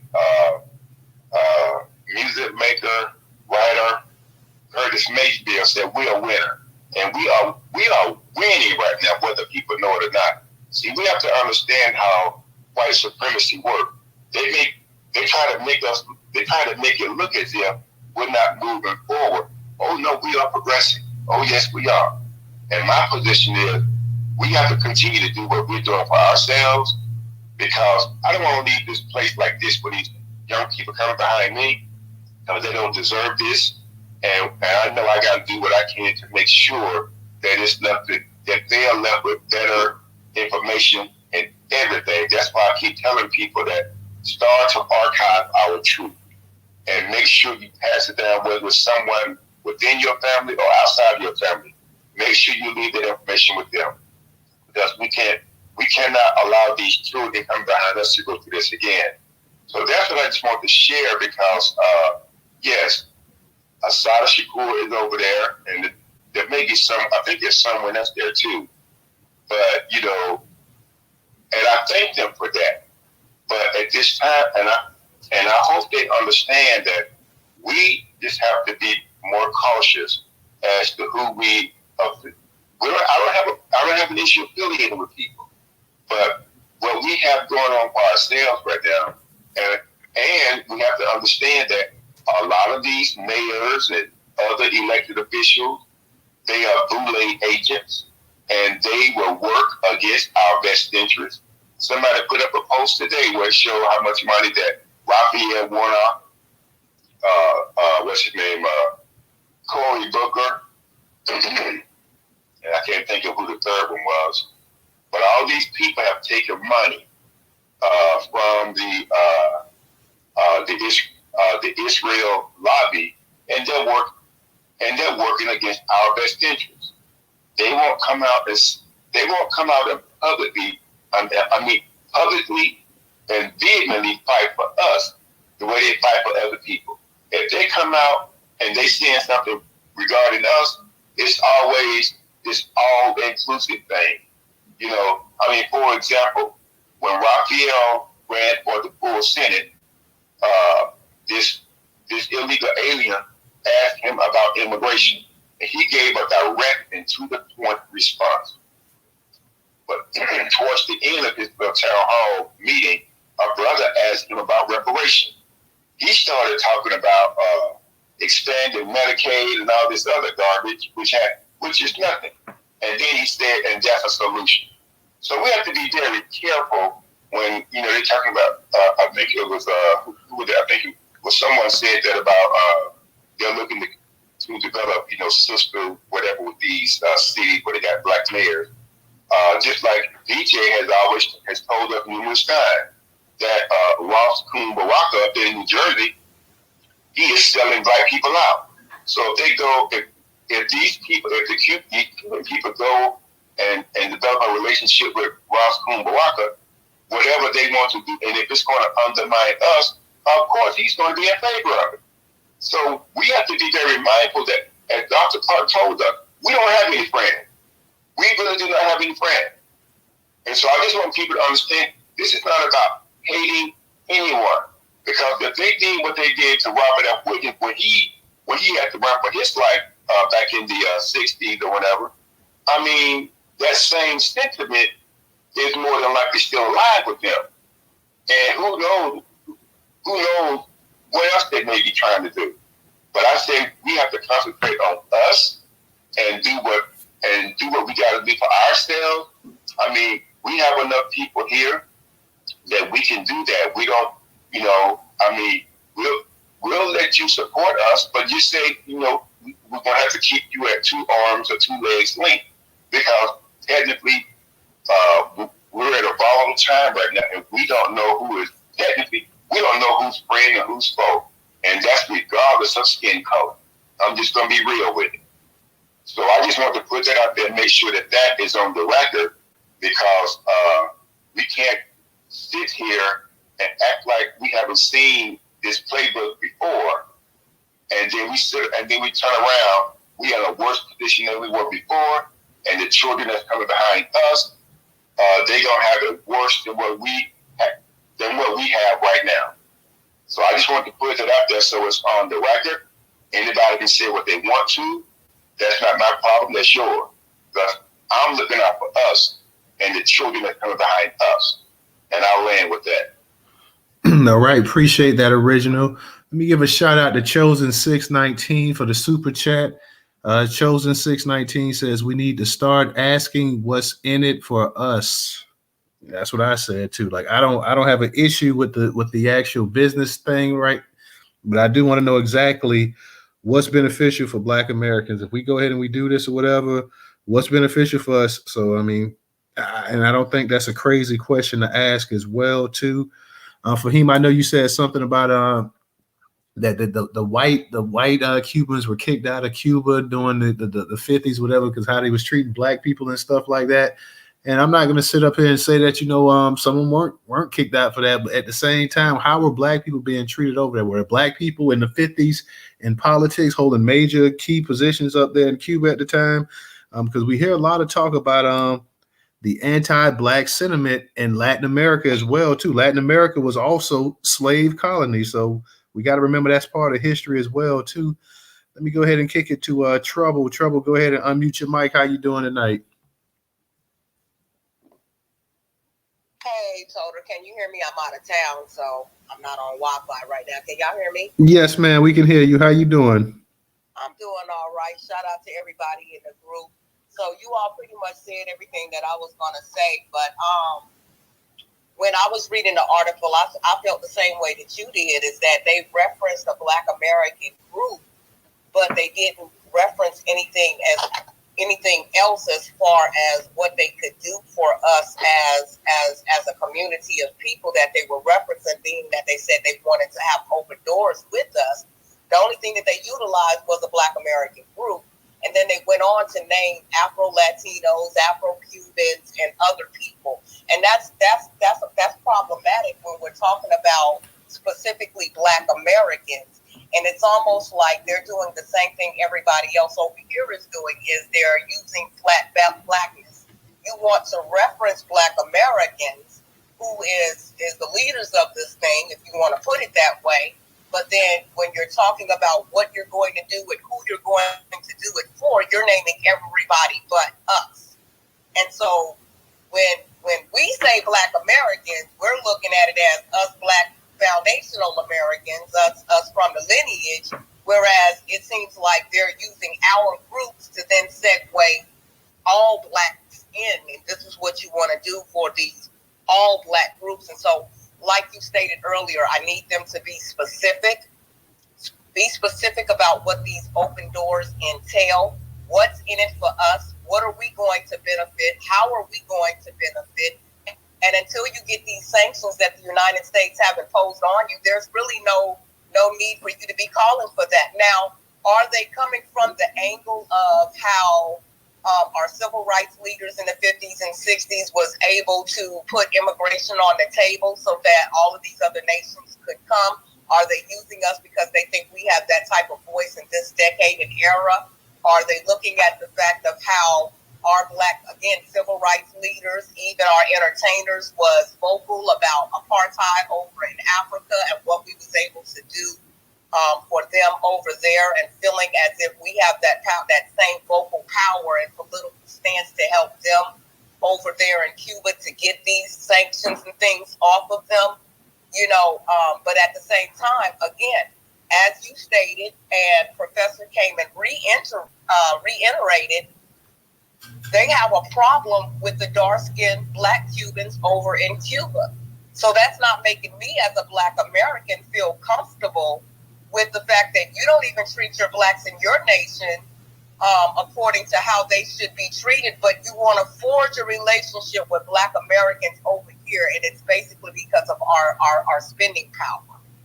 So you're looking at that aspect too. You see that we have the ability to get that money out of nothing. We can make too much dollars out of 15 cents, and so you would love to utilize that. But again, I'm going to need more than you referencing and using us and our Black organizations here in America to help all other groups of Blacks, including the Cubans, without being specific about what you are going to do for those of us and in our lineage who laid the foundation for you all to be able to use it in the first place. So I just wanted to come in and reiterate that. And I was going to say some snarky comments, but I'm going to keep them to myself, But that's it. And one love, straight up, much love to the club.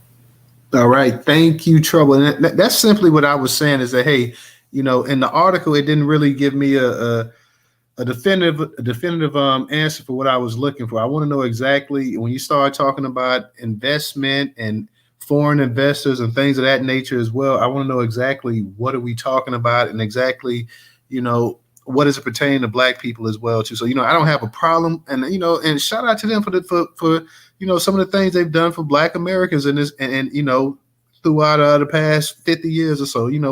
Nobody's hating on that. I'm not taking anything away from that. Like I said, to me, if it makes dollars, it makes sense. If we can do something and it's going to be mutually beneficial to us, I don't have an issue with that. But if it's not going to be mutually beneficial to us, and we got to kind of pass it down or whatever. So that's just where it's at this point in time. And like I say, we'll see. I know for right now it's just talk anyways, because they have a bunch of sanctions on them still. So until they get those sanctions off, then they won't be able to do anything. Miss Cleopatra, I'm going to bring you up here. I'm going to have to drop somebody down real quick, and I'll bring you up here. Let me go ahead and get to Drop me down, Newstoter. I'm out of town anyhow. Go ahead. Okay, Trouble. You be safe out there. for whatever reason tonight, guys, the co-host thing, because normally we'd have a couple available slots, but for whatever reason, the co-host thing is not working tonight. So I can't get DJ or original professor up here as a co-host. So the slots are a little bit more filled up than usual. But let me go ahead and get to the Black Vanguard. I'm gonna get to the new speakers, and I'm gonna get to the people that spoke. I'm gonna get to the Black Vanguard. I'm gonna get to Carrie, and I'm going to get to Rella, then I'm going to get back to you, Scipio, and I'm going to get to you, Professor, as well, too, and Miss Cleopatra as well. Go ahead, Black Vanguard, you got it. Yeah, Cuban leaders call for open doors for Black America. Well, I think it's pretty much fake, though, because you see what's going on over there with the Cuban community, especially out there in South Florida, particularly, South Florida, Miami Gardens, Tampa Bay, all the areas like that. Them Cubans are racist as hell over there. Like, you go over there and stuff like that, they discriminate against the Black Americans over there real bad over there. They call us the N word. I don't want to say it though. It's Spanish though, and also you go over to Latin America, they got a whole term out there called Melo Raza over there. That means lining up. They practice that in many parts of Latin America: Mexico, Cuba, Puerto Rico, Dominican Republic, El Salvador, Guatemala, Honduras, Brazil, Argentina. They got a whole eugenics movement going over there called Melo Raza, where they're wiping out the darker skinned people over there in Latin American countries. So they want us to unite with them, but they don't discriminate. Like the other sister said, they don't discriminate. They discriminate against the indigenous populations and the darker skinned people over there in Latin America real bad over there. They treat the darker skinned people, indigenous people over there in Cuba and these Latin American countries like third or fourth class citizens over there. So I think that's faker than the Black Boule.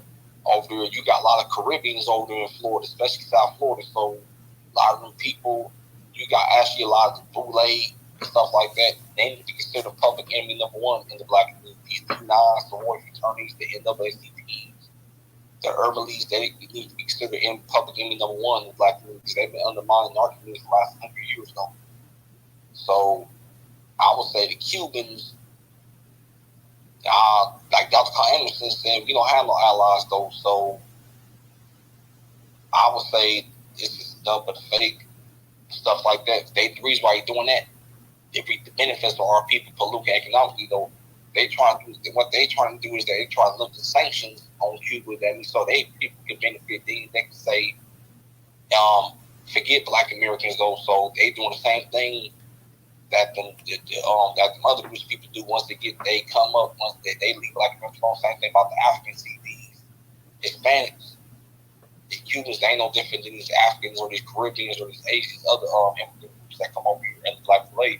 We need to consider the Black Boule are none but immigrants of our people. Though these Black Boule, see, a lot of people talk about the Dr. Martin Luther King Jr. though. They like to talk about his early years, but they don't talk about his last 3 years. We woke up and say he integrated Black people to a burning building though. So I would say though, the Black Boule working with the Cuban community is the conflict of interest though, and the Pan-Africanists are a problem for detriment of survival in Black America too, because the Pan-Africanists has been undermining the Black American community for the last 100 years since they got that Pan-Africanism stuff. So that Pan-African stuff basically one side, and them Afro-Cubans, those dark-skinned Cubans, they got more camaraderie. The Afro-Latinos, they got more camaraderie with the mestizos. Because you understand that in Latin America, they call them mestizos over there in Latin America. They don't call them Latinos or brown Hispanics in Latin America. They call them mestizos down there in Latin America.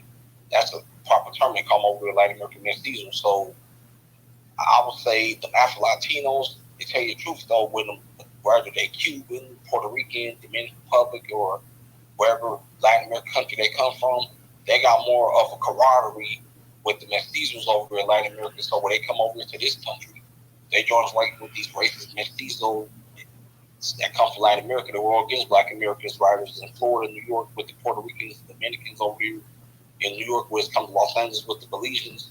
They have formed pacts and treaties with the mestizos who are against Black Americans. So I'll say this stuff is fake. That's all I got to say for them. Facts.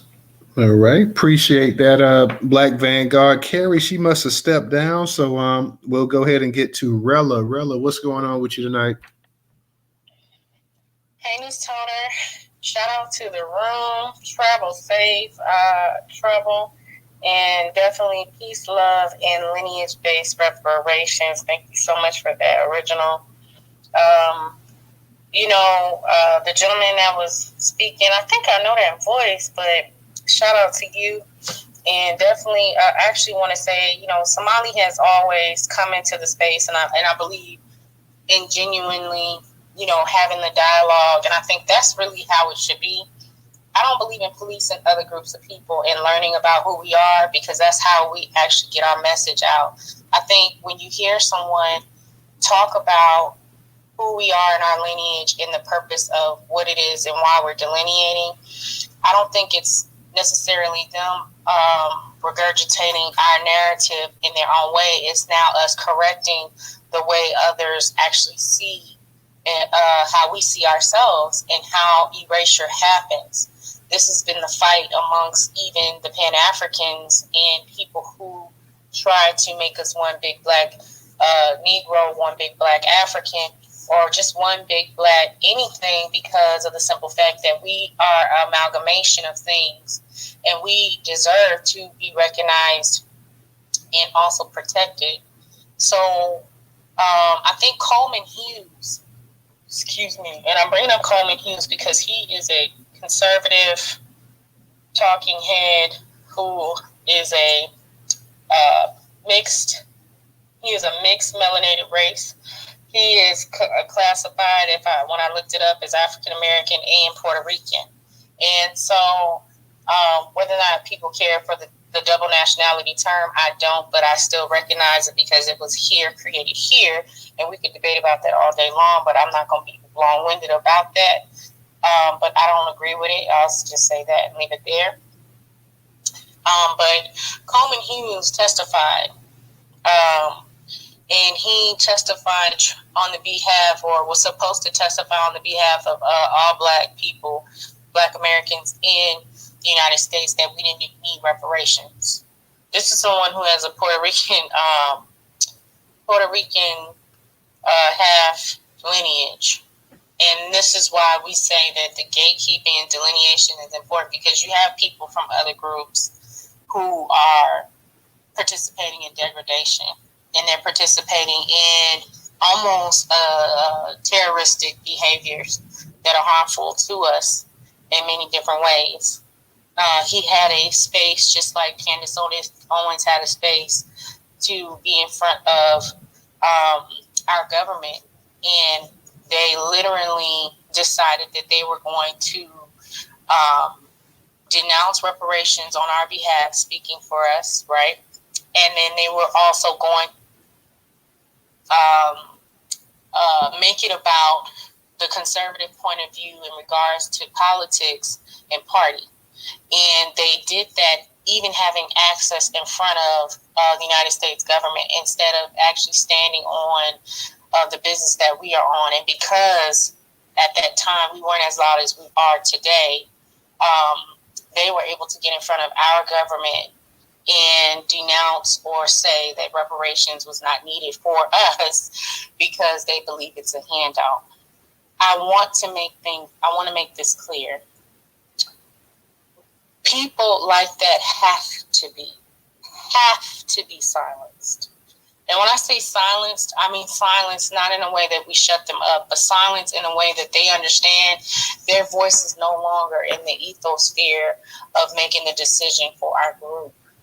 They were just an influencing pawns that were used by one political party, just like the other political party uses, the Democrats use people as well. So we need to make sure that other people have this knowledge as we do. If they're moving in spaces and we are on their necks, we need to make sure that this is the language the ancestors are moving, and that it gets to be bloomed, and that our government understand we're coming for our check. I don't believe in us actually going and having others coming over and trying to cosplay as us anymore. I think those days are over. I know. They are over. As a matter of fact, as I drive in my car, I have my Juneteenth flag in my car. There was a guy sitting next to me. He had his Jamaican flag hanging in his window. And I was so proud to see my flag next to his flag, because I know only one of us was a descendant here. So at the end of the day, the Cubans have their history with us, but again, it does not trump the descendants' history, and we need to make that clear. I do believe, as we do talk about the Black majority state, we believe in definitely trading, creating goods, and building with other melanated people in regards to trade and business and economics. But as far as anything else goes and people cosplaying us anymore, that can't happen. And they can no longer feed off of our tits, excuse me, Newstoter, for the benefit of them. Yay! So I will land it there. Didn't mean to be that vulgar, but it's the only way that I know how to express that part. But all right, love y'all. All right, thank you, Rella. Feeding off our tits, like we suckling babies around here or something. Okay. Like, all right, Rella. Thank you. Let me go ahead and get to see who do we have? Scipio, go ahead and unmute your mic. Thank you again, Newstoter. And just to the sister's point, and I'm sorry I have to point this out, but when she brought up Coleman Hughes. Me personally, I never call him Coleman Hughes. I call him by his birth name and by his nationality, which is Coleman Cruz. Coleman Cruz always. I mean, you know, and we just got to learn, people, as a lineage. You know, we have to gatekeep all groups. I mean, because the moment we let them in, the moment we take them in as family, and then we're the ones who have made service in our own houses. That goes for these Afro-Latinos or these Latinos. That goes for these philanthropical alabasters, you know, white folks, if I got to be more clear. That goes for these LGBT groups. And I'm not, you know, chucking spears at any of them. All I'm saying is for us, we got to, you know, do some hardcore gatekeeping. And if they want to come around, they can come around as guests, as respectful and humble guests. You know, they can partake, you know, for a fee, of course. And just to go back to the whole Cuban thing, since liberals and, you know, conservatives, right and left, like to use celebrities, you know, to try to be our influencers or to try to get us to sway our opinion in one way or another. But then why don't these Cubans start with that? And why don't they lead with resources? I mean, you have Pitbull, you have Gloria Estefan, you have what's the name of that group? It's Miami Sound Machine, which is now separate from Gloria Estefan. You have all kinds of Cuban people, including their political leaders with money, you know, that can, you know, send forth, you know, some kind of promissory note, or like I say, a peace offering. And we don't need to hear this stuff about with the Cubans over here. Oh, let's do this. Let's do them over there. And then, you know, you go directly to the source, to Cuba, to Havana, and they say, well, we have people in place right there, over there, that are, you know, more accessible to you. So no, we're not playing this game. We got to get smart about this, people. I mean, you know, look at what's going on with the whole hip hop thing right now. Everybody and their mama, you know, even, you know, Mongolians, literally, are trying to say that they are the godfathers of hip hop now. I mean, our very blackness, our FBA blackness, our inventions, our cultures, our language, they're saying that that's, you know, a product of someone else, that which man monkey see, monkey do. This is what we get when we let other people, you know, into our circles. So, you know, people, I could come up with receipts and sources and everything all day long, but let's just let history be the greatest teacher for us right now. I mean, as far as hip hop, there was this Latin person, and I had to check them, that said that Big Pun and Eminem were the greatest rappers ever, and that's a Latino and a white person. I had to check them literally by saying, hey, I want you to show me where Big Pun ever dominated anything, alive or dead. And I said that Eminem doesn't run anything. In fact, he got checked and is now a biatch to Michael Jackson and the Jackson family because he decided to open his mouth and diss Michael Jackson on a track. And Michael Jackson went up and bought his whole entire catalog. So now anything Eminem does that makes money, the Jackson family can stick their hands into his purse, not his wallet, but his purse, and give you their little share out of it. So we got to stop dead on this silly stuff. I mean, yes, we are the most compassionate people in the world. We don't need to lose that. We need to do the rest of society, the rest of this world, like they do us. We don't accept them all and say we'll weed out the bad. No, because they look at us as us all being bad. So as far as I'm concerned, they're all bad. And now I'm going to be good people that I don't mind having on. When they come in my circle, at least they're going to do what the hell I tell them to do and say, I'm going to kick them back out to the goofy corner. So, that's the time we need to be on. It's not hate. In fact, it's love. It's love for our people. And at least we're loving them enough to show them where we stand with them. And I land there. All right. Appreciate that, Scipio. Appreciate that. I'm going to say, guys, we probably won't be doing a space tomorrow. I'm still thinking, I'm debating if we're going to do a space broadcast. So I'm not sure, but more than likely at this point in time, I'm thinking probably not. I'm not sure. We'll see what's up, though. I definitely do want to see if we can get somebody to sign up to the actual platform tonight, though. It's up in the Jumbotron on the far right-hand side. Let's see if we can get at least one person in here. We got about 70-some people in here. Let's see if we can get one bold person to go ahead and sign up for as little as $1.75 a month.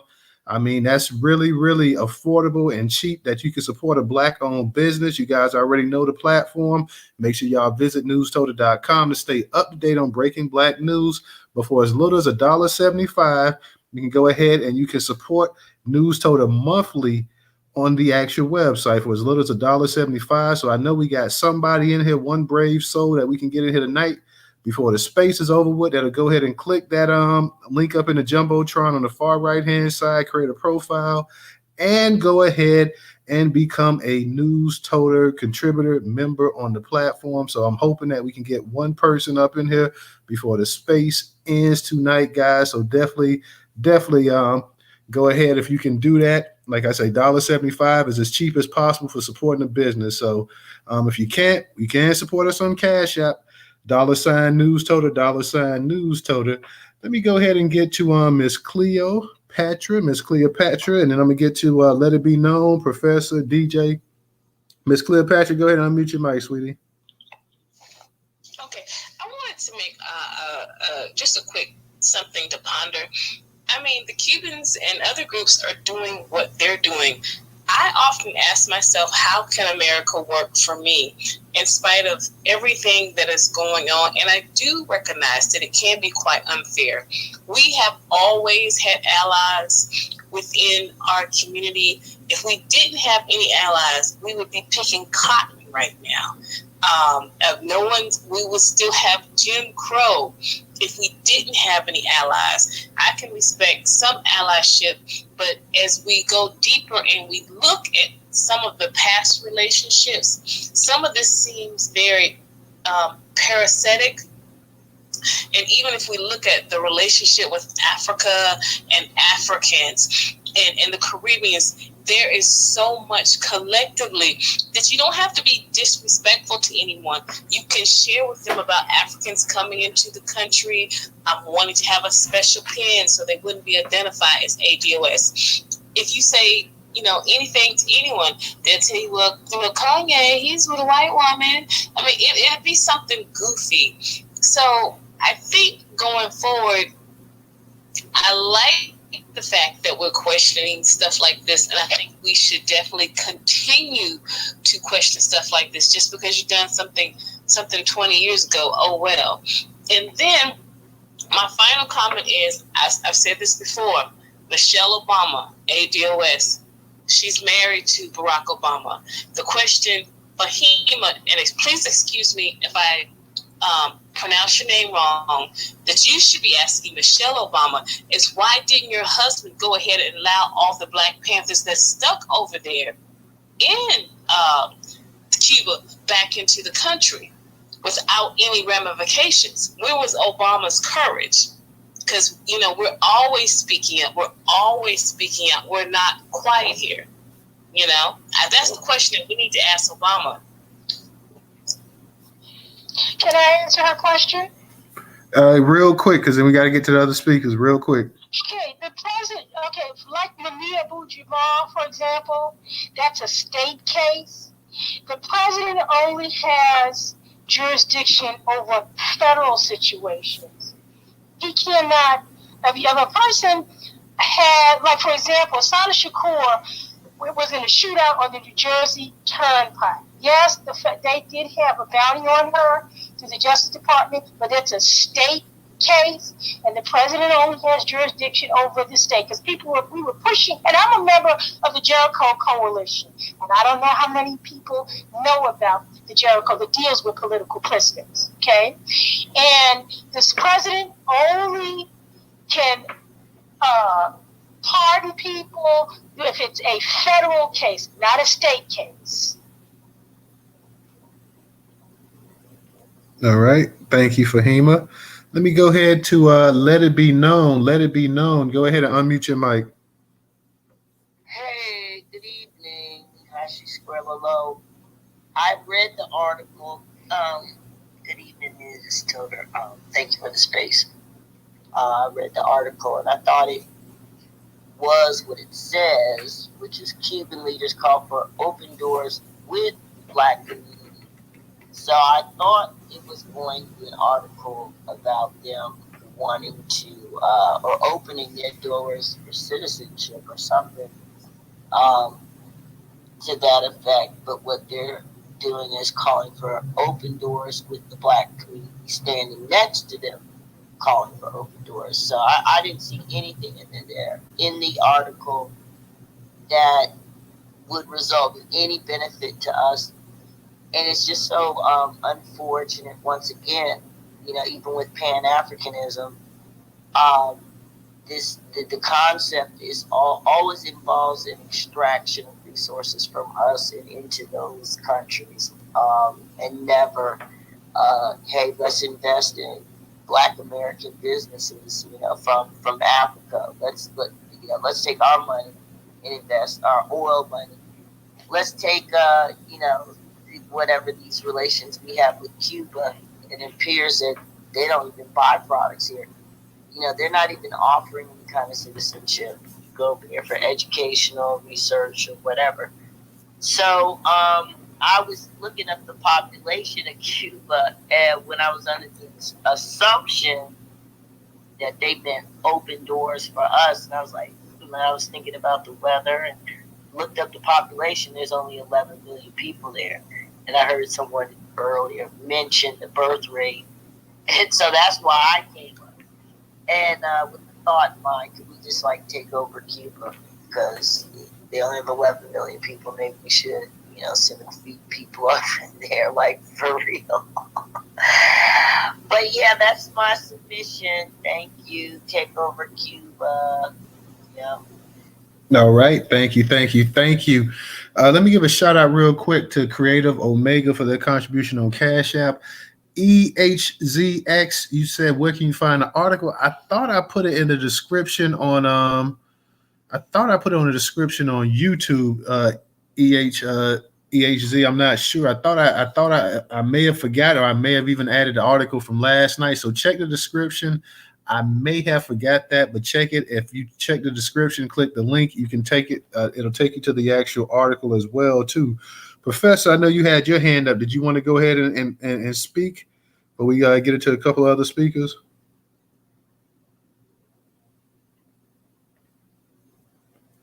You there, Professor? Okay, Professor may have stepped away from his mic. Yeah, I'm here. My question is, and you know, that'll be for Fahima. Fahima, let me ask you this. Going back to what we have said before, is she still in the space? I can't see her. I'm here, sir. Oh, okay. this going back to what I was asking you before.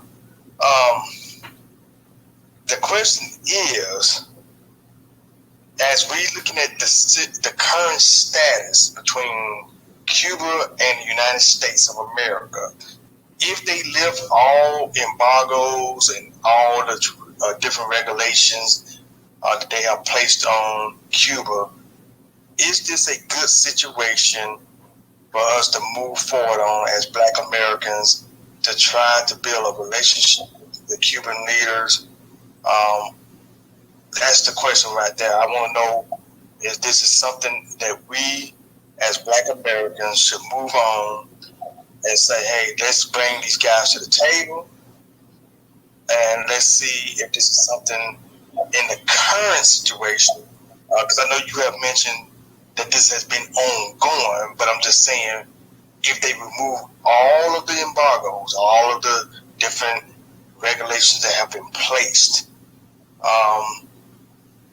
then is there an incentive for Black Americans to move forward with Cuba in a relationship, a business relationship? Okay, well, the thing, I can't answer it because as long as I've been born, as long as I've been alive, there has not been normal relationships with Cuba. And I don't know if you're aware that prior to the Cuban Revolution, that Cuba was America's whorehouse. You had gangsters, had houses of ill repute, prostitution, and all that. It was America's brothel. And again, Black people from Cuba were treated like the hewers of wood in the drawers of water. And that's one of the reasons why the Cuban Revolution took place. And one of the reasons why those people in Miami left. Because when I went to Cuba, well, I attended a poetry event, and that poetry event was held, they turned it into an institute of culture and art, right? And that used to be the home of a banker. So, but I can't answer that question because as long as I've been alive, there have not been normal relations with Cuba. There's always been this situation because America always wants to tell people what kind of government and life that they should have. So I can't, and again, I don't know what your aspirations are, but I can only speak for myself. I don't believe in imperialism, and I don't believe in exploitation. So again, and I don't know what that normal relations would look like. And again, Newstoter, again, they're talking about, from what I can understand, is and this is something that has occurred before, sister city relationships. Cuba only the main thing that Cuba they did mention foreign investors in there as well too, though. Right. What I was going to say. And foreign businessmen as well. So. Right. When I went to Cuba, I went with an organization called Busboys and Poets. And some people from this area may be familiar with Busboys and Poets. And that was and we didn't go because Obama had lifted the sanctions, because there's several ways that people were able to go and still cultural exchange. You do a conference or something like that. We did cultural exchange, right? And so the owner of Busboys and Poets was looking at the prospect of opening up a restaurant. Okay, so there was the prospect of those kind of things. Because Cuba, when I went to Cuba, those cars those antique cars from the 50s and 60s were still there.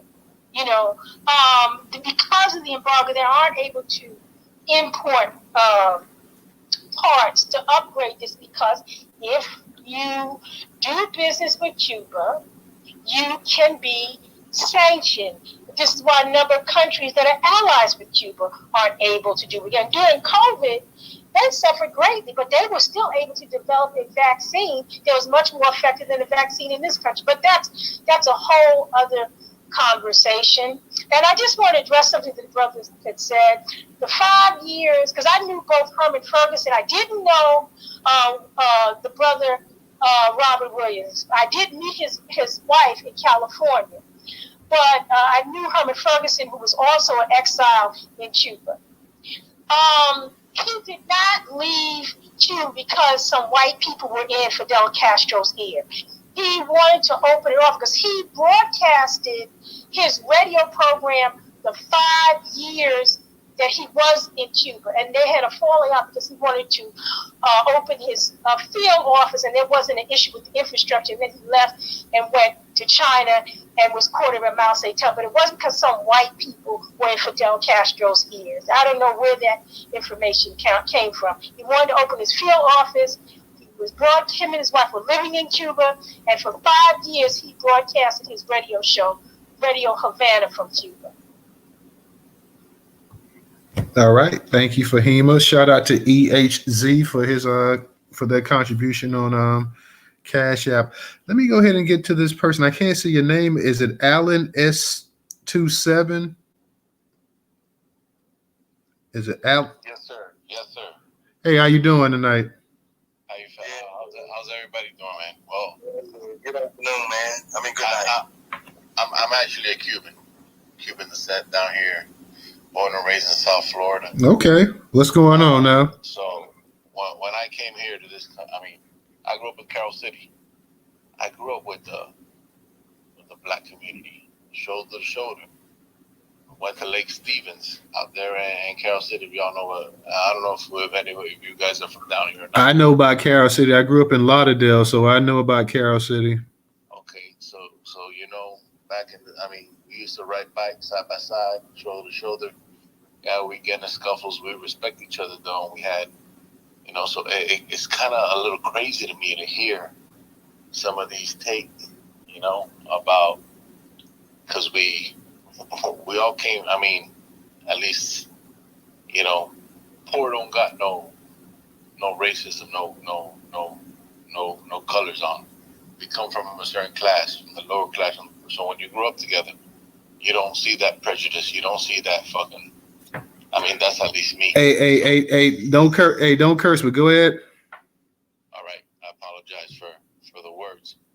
But what I was trying to get at is that you guys want to go into or talking or actually entertaining about going into business with a communist or a regime that was oppressive when the black community itself has been oppressed. So that shit, it boggles my mind how you want to enter in a relationship with an oppressive government that all they do is kill, slaughter, and take advantage of their own people. Hey, hold on, guys. Go ahead and let him finish speaking. We'll go ahead and let him finish speaking, and then we can go ahead and rebuttal. But go ahead, Alan.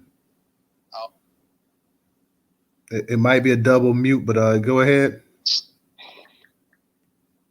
Yeah, I'm gonna land my plane quick because I figure there's feelings about this. But how you figure you're gonna do business with strangers when they treat their own people like this? So wrap your head around that. Okay, wait. Hold on, Professor. Hold on, everybody. Hold on. Are you finished, Alan? I'm done with that. That's why it was kind of wild to me, and the way, what's in it for us and all that. The way I took it, if we hear the Cubans here in Miami and the black community here, we should band together, because I'm gonna tell you something. What the government wants to do is flash the light on our differences instead of embracing our similarities. And we're more similar than fucking different, man. I'm gonna tell you right now. Okay, you gotta stop cursing. You gotta stop cursing, sir. Okay, I'm sorry, I get emotional. Okay, we all get emotional, but you gotta stop cursing in the space. We want peace, we want love, we want to grow our children in a prosperous environment. We don't want the same things, man. So all mainstream and the media, all they want to do is flash the light on our differences instead of accentuating how similar we are. All right, now I'm gonna leave you guys with that. Okay, real quick. Hey, hold on, everybody. Hold on. I'm gonna be the one that speak. Hold on. Okay, Alan, real quick now. Let me ask you a question. When did your people immigrate to the United States? Mid-70s, and we didn't even come here to South Florida first. We went up to. Okay, that's fine. That's fine. It was a process back then in the 70s. It wasn't like we're. Yeah. No problem. Let me. We went up north, and then we moved down here. Okay, that's fine. That's fine. But now you're talking about the oppressive government of Cuba. Now you do realize that you moved to an oppressive government as well too, that oppressed all kind of groups of people. Hold on, Alan. Hold on, real quick. Your family moved to a government, to a country that enslaved people for hundreds of years here. After slavery, when people were supposed to be free, they lynched them, they hung them, they castrated them, they still screwed black women with impunity. They did all kind of things underneath the sun. And you guys came here to this country, this oppressive country that you're talking about, that did all kind of things and all kind of misdeeds to black people. Now you do realize that, right? I mean, yeah, I do. That shows you how bad it was where we were at. Number one. Number two,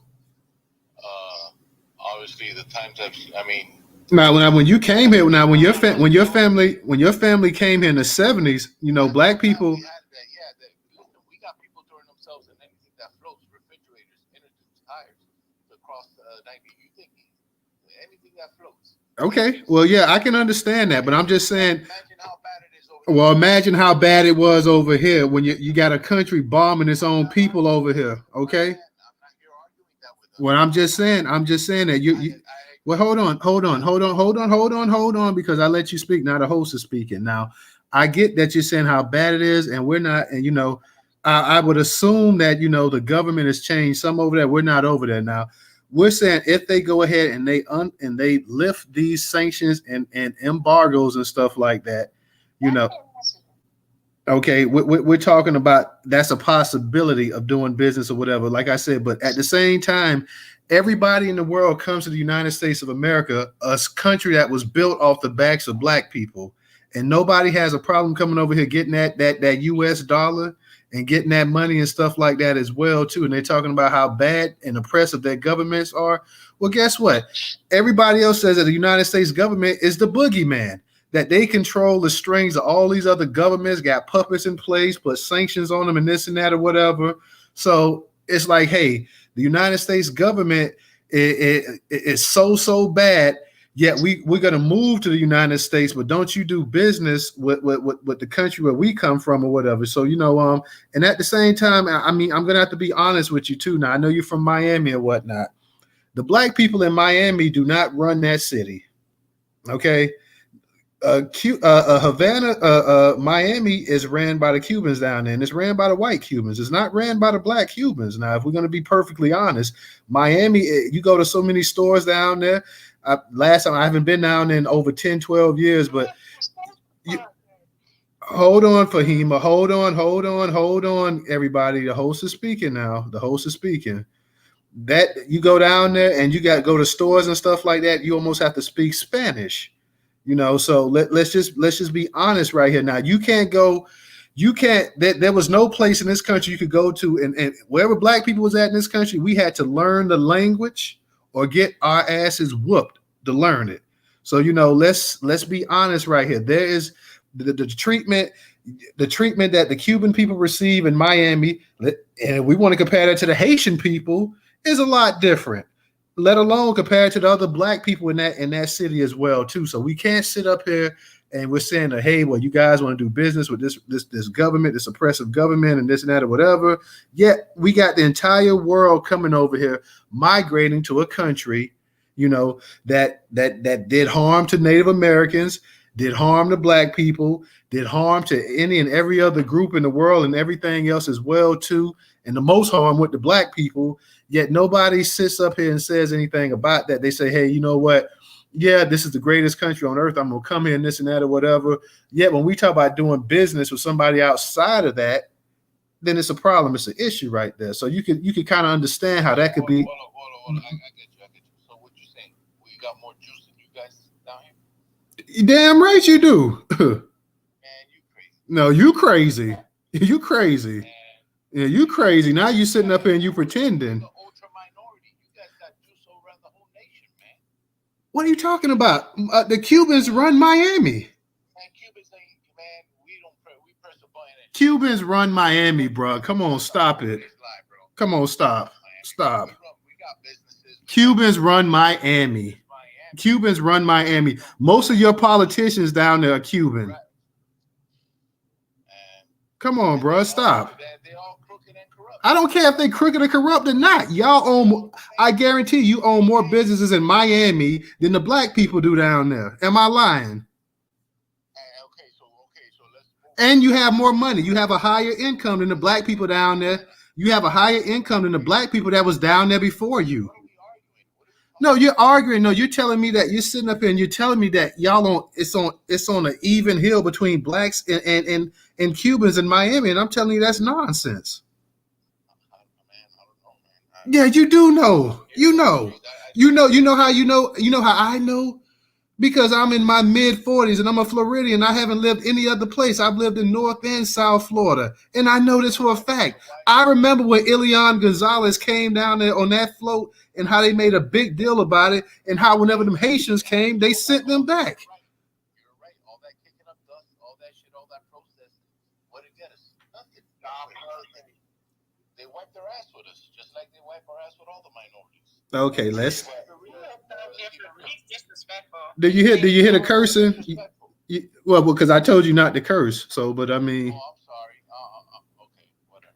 Listen, It's not a whatever. But you can't sit up here and you can't sit up here and act like this is that it's an even relationship between Latin. I'm gonna fall back and listen. Okay, appreciate that. All right. Dang on space band. Yeah. Okay. Yeah, thank you for coming back and bring me some cigars, some Cuban cigars. But anyway. But go ahead. But no, listen. I've been in Florida my whole life. Nobody's gonna sit up here, and I don't care if it's black or white. I don't care if you're Cuban, you Dominican, you Puerto Rican. I don't care if you're Pan-African. You're not gonna sit up here and kick that lie and sit up here and say that black people in Miami and the Cubans there are on equal playing fields. That's nonsense. That is completely nonsense. Complete nonsense. Nobody's gonna sit up here and tell us that garbage. We know exactly who is a power structure. White folks allow Cubans to come down there in Miami and take over that city. Okay, we're gonna stop right there. There is no even a kill between black people in Miami and black people in the Cubans. I tell you what, take a look at Little Havana and take a look at Little Haiti and see how they look compared to each other. Okay, let's just stop this right here, right now. Let me go ahead and get to I'm sorry, I've lost hands of who's a damn speaker to a professor. I think If you want to go to Professor, that's fine.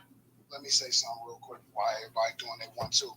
Hey, Alan, you do realize that it was the white people, aka the colonizers from Europe, that enslaved and harmed your Cuban people. So when you say, hey, the poor people have a connection, why don't the Cubans here in America that are in Miami ever bring this up? Gloria Estefan, Pitbull, they never mention this stuff. They never ever mention this stuff. Why? Because they want access to whiteness. So if you understand that, and it kind of sounds like you do, but the collective of y'all don't want to ever. He understands. He knows exactly what he was talking about. He knows exactly who wields power in Miami Beach, Dade County. Period. Dade County is the biggest, most influential county in Florida, and he knows exactly who controls that county. So let's stop. Let's just stop with this, man. Go ahead, Rella. You got it. Then we get the Professor Original.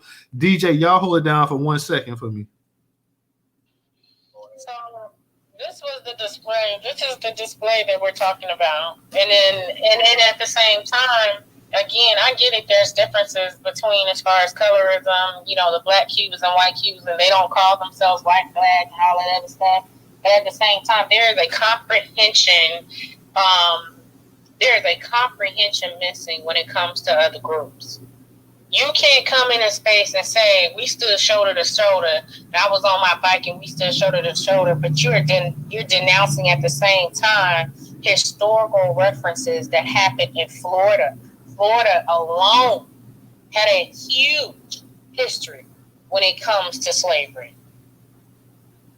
So it's crazy to hear someone say that. And then on top of that, a lot of the Latinas, Afro-Latinas, and the Latino community has a strong history when it comes to slave ownership, as well as mafia ties, cartel ties that have decimated our country, literally. And we're talking about America. The benefit of us in Cuba is there is no benefit, because if you can't point out the benefit, then there is no benefit. You're trying to make one up. And I think Don said it right. It's a Don and Miss Cleo. It is a parasitic relationship because, yes, Cuba had a safe haven for Asada, but at the same time, even when Beyonce and Jay-Z went down to Cuba, they were ostracized. They were talked about hard. And we always want to say, oh, well, our government is the reason why destabilization happens. Destabilization has been happening. It's been happening here to Black Americans and with other people who our space in New York, in Florida, the country, and the things that are happening. Y'all be looking at us like we lazy. We just don't want to work. Y'all just want to keep talking about slavery. No, we are people who had a history. That's like us going to your country, your place, your people to stop whining and pick yourself up by your bootstraps and keep moving. Don't nobody care about your sob story. That's literally how you do us. And then on top of that, I'm sorry, sister. I'm gonna drop down so y'all can bring somebody else up. Oh. Shalom and peace to everybody. Yes, I say peace to you. Peace to you, bruh. Peace. So I just want to say that. And I also want to say that again, Black Americans, descendants have proven that we are literally the orators and literally the truth tellers when it comes to our historical record. And we're not going to allow other people to denounce that just because they want to whatever everything, or they want to paint this, we all in poverty type brush. No, sir, no.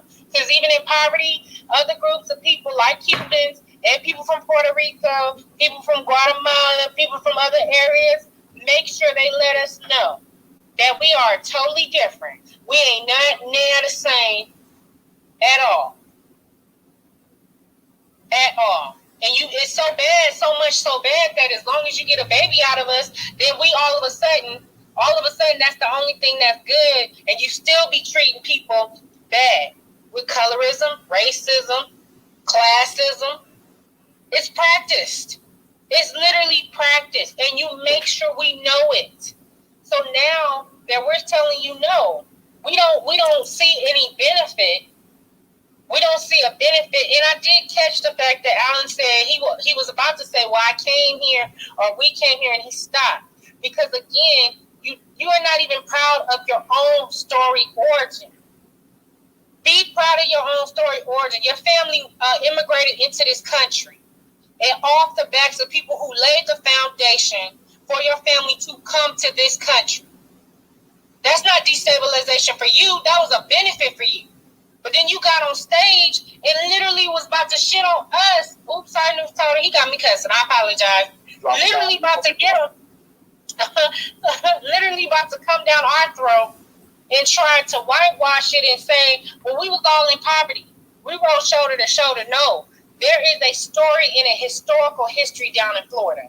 And if you are going to abuse that and molest that by trying to minimize it to poverty, I'm offended.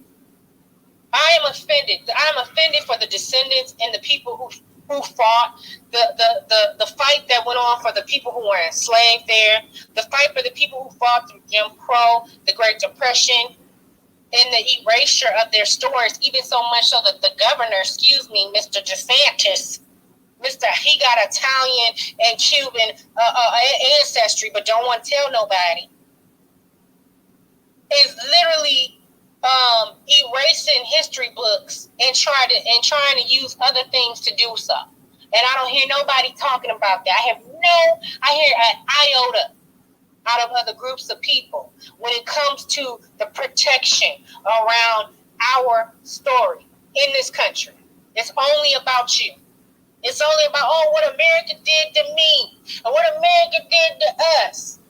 but you come to America to do the same thing to the people who are literally here and their descendants. Go figure that.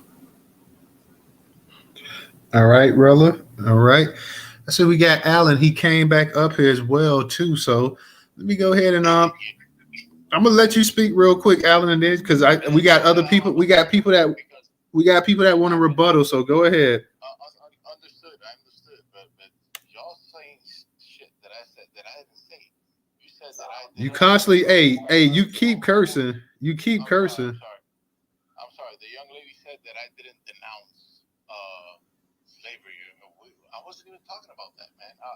The point that I tried to make had nothing to do with that. So you guys are taking something and y'all running with it. I never said anything about that, and I never. It's crazy, man. How y'all take thought or words. What I was doing was backing up the idea of doing business with a government. That's all I said, man. I didn't say anything, and now all of a sudden, y'all saying, "Oh, I'm for this, that." Man, rewind, man. Is this space recorded? Rewind, man. Yeah, the space is recorded. The space is recorded. Rewind so you see what I said, because there's some crazy stuff going on, being flattered about what I said. I didn't say any such thing, man. I was trying to, if anything, my words were trying to be unifying and bringing us together, and not the contrary. So that's wild to me. It's wild, man. Think about that. How you guys just out of pocket talking about stuff that I said that had absolutely false. Had nothing to do with what I said. Go back and listen, man. Educate yourselves, man. Because y'all just okay. Speaking all the way, dude. I'm tired of listening to you, Alan, but I'm gonna go ahead and say this to you. You have been in this space saying things that are outright outrageous about us. And the thing is, what have I said? Sure. What have I said? Tell me. Give me an example. That's outrageous. That's disrespectful. What have I said? Well, here's the thing, man. Here's the thing. Okay, you're talking about the fact that we are trying to condone what's going on down in Cuba. Nobody in this space has ever said that. Now, I'm going to tell you what I said, and everybody else can fend for themselves. But I said early on that I did not want to connect with anything to do with Cuba down there, that we should be worrying about what Black Americans should be doing to help ourselves. So what have I said that has been? Hold on, Alan. Let him finish. Hold on, Alan. You said that we was condoning what was going on down in Cuba. I never said that, and I don't believe anybody else in this space has said anything about condoning what was going on down in Cuba with oppressive regimes or oppressive behavior. So you came up in this space, number one, lying. Okay, so you probably entertaining the thought. I said entertaining the thought. Okay, Alan, let him finish. I want to mute your mic, but go ahead, Professor. So you have came in here and you misled this entire space with that comment. None of us, Newstoter, me, DJ, Willa, Sister Trouble, anybody that has spoken in this space has never said anything about we condone oppressive behavior out of Cuba. Now, I'm going to land right there because I know you want to rebuttal me, but we have never said anything about we condone it or we want to join in with an oppressive regime. You never heard us say that.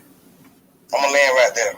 I think he's gone, Professor, because I don't see him up here, but he also lied and sat up here and talked and act like Cubans and Black people were on an even playing field in Miami, where he knows that's a lie. Matter of fact, let me read this comment from YouTube real quick. I'm going to get the original. Let me read this comment from EHZ.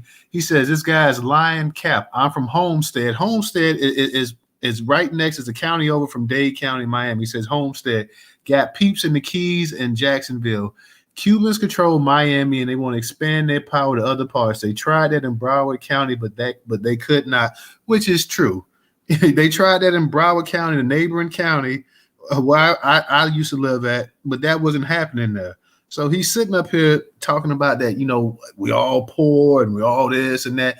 They control the revenue, they control the politics, they control the business, they control all of that stuff down there in Miami. And you want to sit up here and act like we just making this, I'm just making this up. Like, oh no, we're all dirt poor people. First off, like I forgot who said when you had that wave of Cubans coming in, you had a couple waves.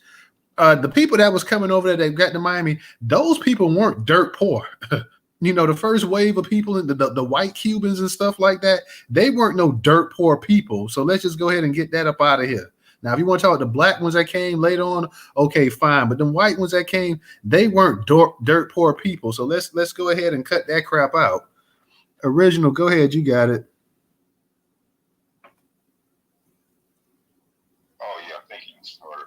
Yeah, what I want to say is one of the resources that I saw where regarding the book Negroes with Robert F. Williams, there was a video series that studied that book. It's several videos, and I saw this years ago, where the people who was in that series, they stated that Robert F. Williams was sabotaged down there in Cuba.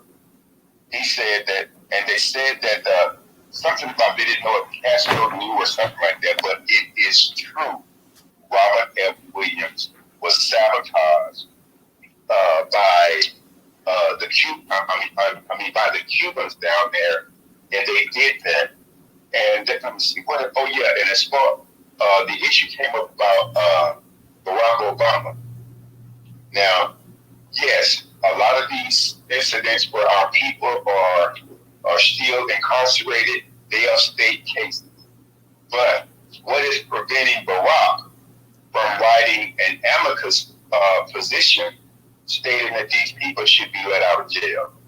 Now, if he really cared about black people, he could do that. Just giving his perspective as, look, these people have been in jail long enough. I mean, at what point are we going, this alleged Christian nation, at what point are we going to forgive these people? You see? So just because he cannot pardon them, but that doesn't mean that he cannot try to assist in getting these people free. So I just want to put that out there because that always pops up when people talk about, well, right? I mean, they act like, I mean, a lot of people worship that boy. I don't. I'm proud to say I didn't vote for the boy, and proud to say that. But yeah, why isn't he writing some type of amicus position, trying to get these people out of prison, and they've been there, and for the most part, you know, the charges that they were in there on are trumped up anyway. You know, so I just want to throw that out there, and I'm going to try to find that series of videos regarding Robert F. Williams on YouTube. But they did say that he was sabotaged down there in Cuba, and that's why he went to China. And I'll land with that. All right. Appreciate that, Original. Appreciate that. Go ahead, Rella. You got it. I'm going to let you be the last speaker, Rella, and we'll go ahead and close it out for the night. Thank you, Newstoter. And I just want to reiterate this, and this again goes back to why I said that he was not listening, and I think there's a comprehension problem. Because when you come in and you start talking about how poverty is our commonality, and you have no regard for the history in Florida from which you partook in the benefits after the fact, then I have an issue. And that it seems to be where we are not jiving, or we are not aligning. Because again, most immigrants and people who practice, I think the Pan-Africans, they're trying to find commonality around struggle instead of actually focusing and actually talking about the intricacies of the difference of oppressions that land, lineage, or descendants where they are. And that's hard to swallow a lot of times, and that's hard to deal with a lot of times. And when you're having conversations like this, and you get people who come in and say, "Y'all need to learn more. Y'all need to study." Like, I'm sorry, what? Because you came in 1970, and you still haven't gotten any further in your knowledge of our country and where you live. And apparently you're going, and he don't even look like no Afro-Latina. He looks like a white Cuban in his picture, cosplaying. So, like, I just honestly, again, it goes back to one of those things. It's only different groups of people who are melanated. They make sure we know what nationality and their culture is, as long as there's a benefit. The moment it's about struggle or it's about oppression, all of a sudden we want big black, whatever. No, you better keep it consistent. Since you want to be recognized by your culture and nationality when things are good and up for you, you better recognize when it's about the facts of the matter and it comes to the descendants here, there is a difference. And your part of the struggle don't look like ours. Don't taste like ours. Don't feel like ours. None of that, because none of us can get on stage and say, you know what, our family immigrated at this point in time. Our language is this.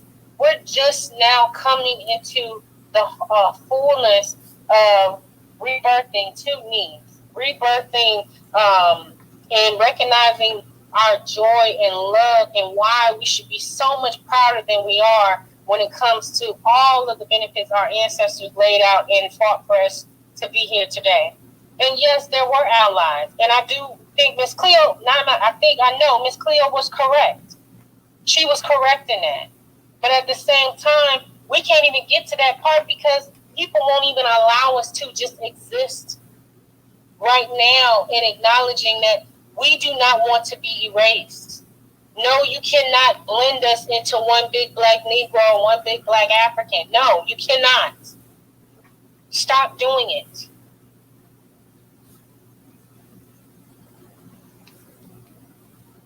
Real talk. Thank you, Newstoter. Oh, no problem. Thank you. I gotta let Tata up here because she's from Florida too, and I know she thought that this had to be funny what this dude was saying. Tata, go ahead, unmute your mic. How you doing tonight? Hi, Newstoter, DJ, Rella, or everybody. Hey, Tata. I haven't heard from you in a minute. What's up, Tata? Hey, Professor. I just wanted to say real quick, because I'm born and raised from Florida. Sides of my family, mom's side, dad's side, they're all here. I can literally go to my grandparents' home on my mom's side and my father's side, if I want to, anytime.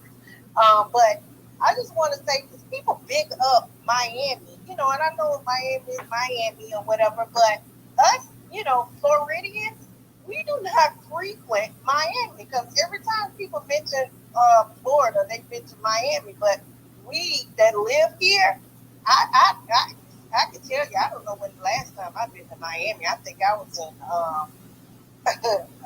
just coming out of high school, because it's just the culture down there, and all the Latinos, that speak Spanish, and then you had all these other groups coming in. We'll go to Fort Lauderdale, maybe, but Miami, I can't tell you the last time I know anybody in my family been down that way. We, and I live right here in Orlando, borderline Orlando, but in between Orlando and Tampa. So, and that's where we go to Tampa, go to the casino, go to Clearwater, Daytona, Jacksonville.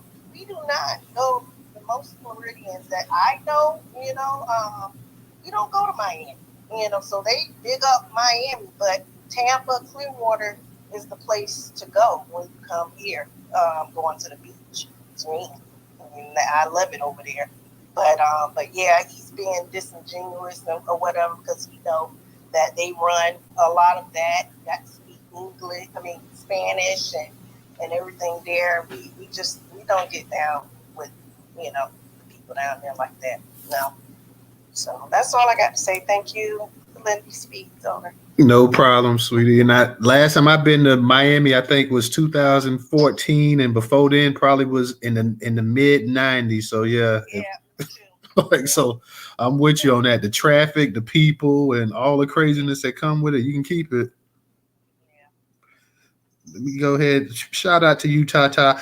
Ayon, I'm gonna let you be the last speaker for tonight. I see you. I went ahead and let you up here. We're not gonna let no other speakers up here, and I'm gonna let you be the last one. So, what's going on, Ayon? Hey, good evening. Thank you to the host, and good evening to the room. Sorry, I'm chiming in late. I was just interested in that individual, what he was saying briefly, from what I was able to gather, because I'm in Central Florida myself, born and raised. All of my family is from here. I'm specifically in Leesburg, Florida, which is 45 minutes north of Orlando.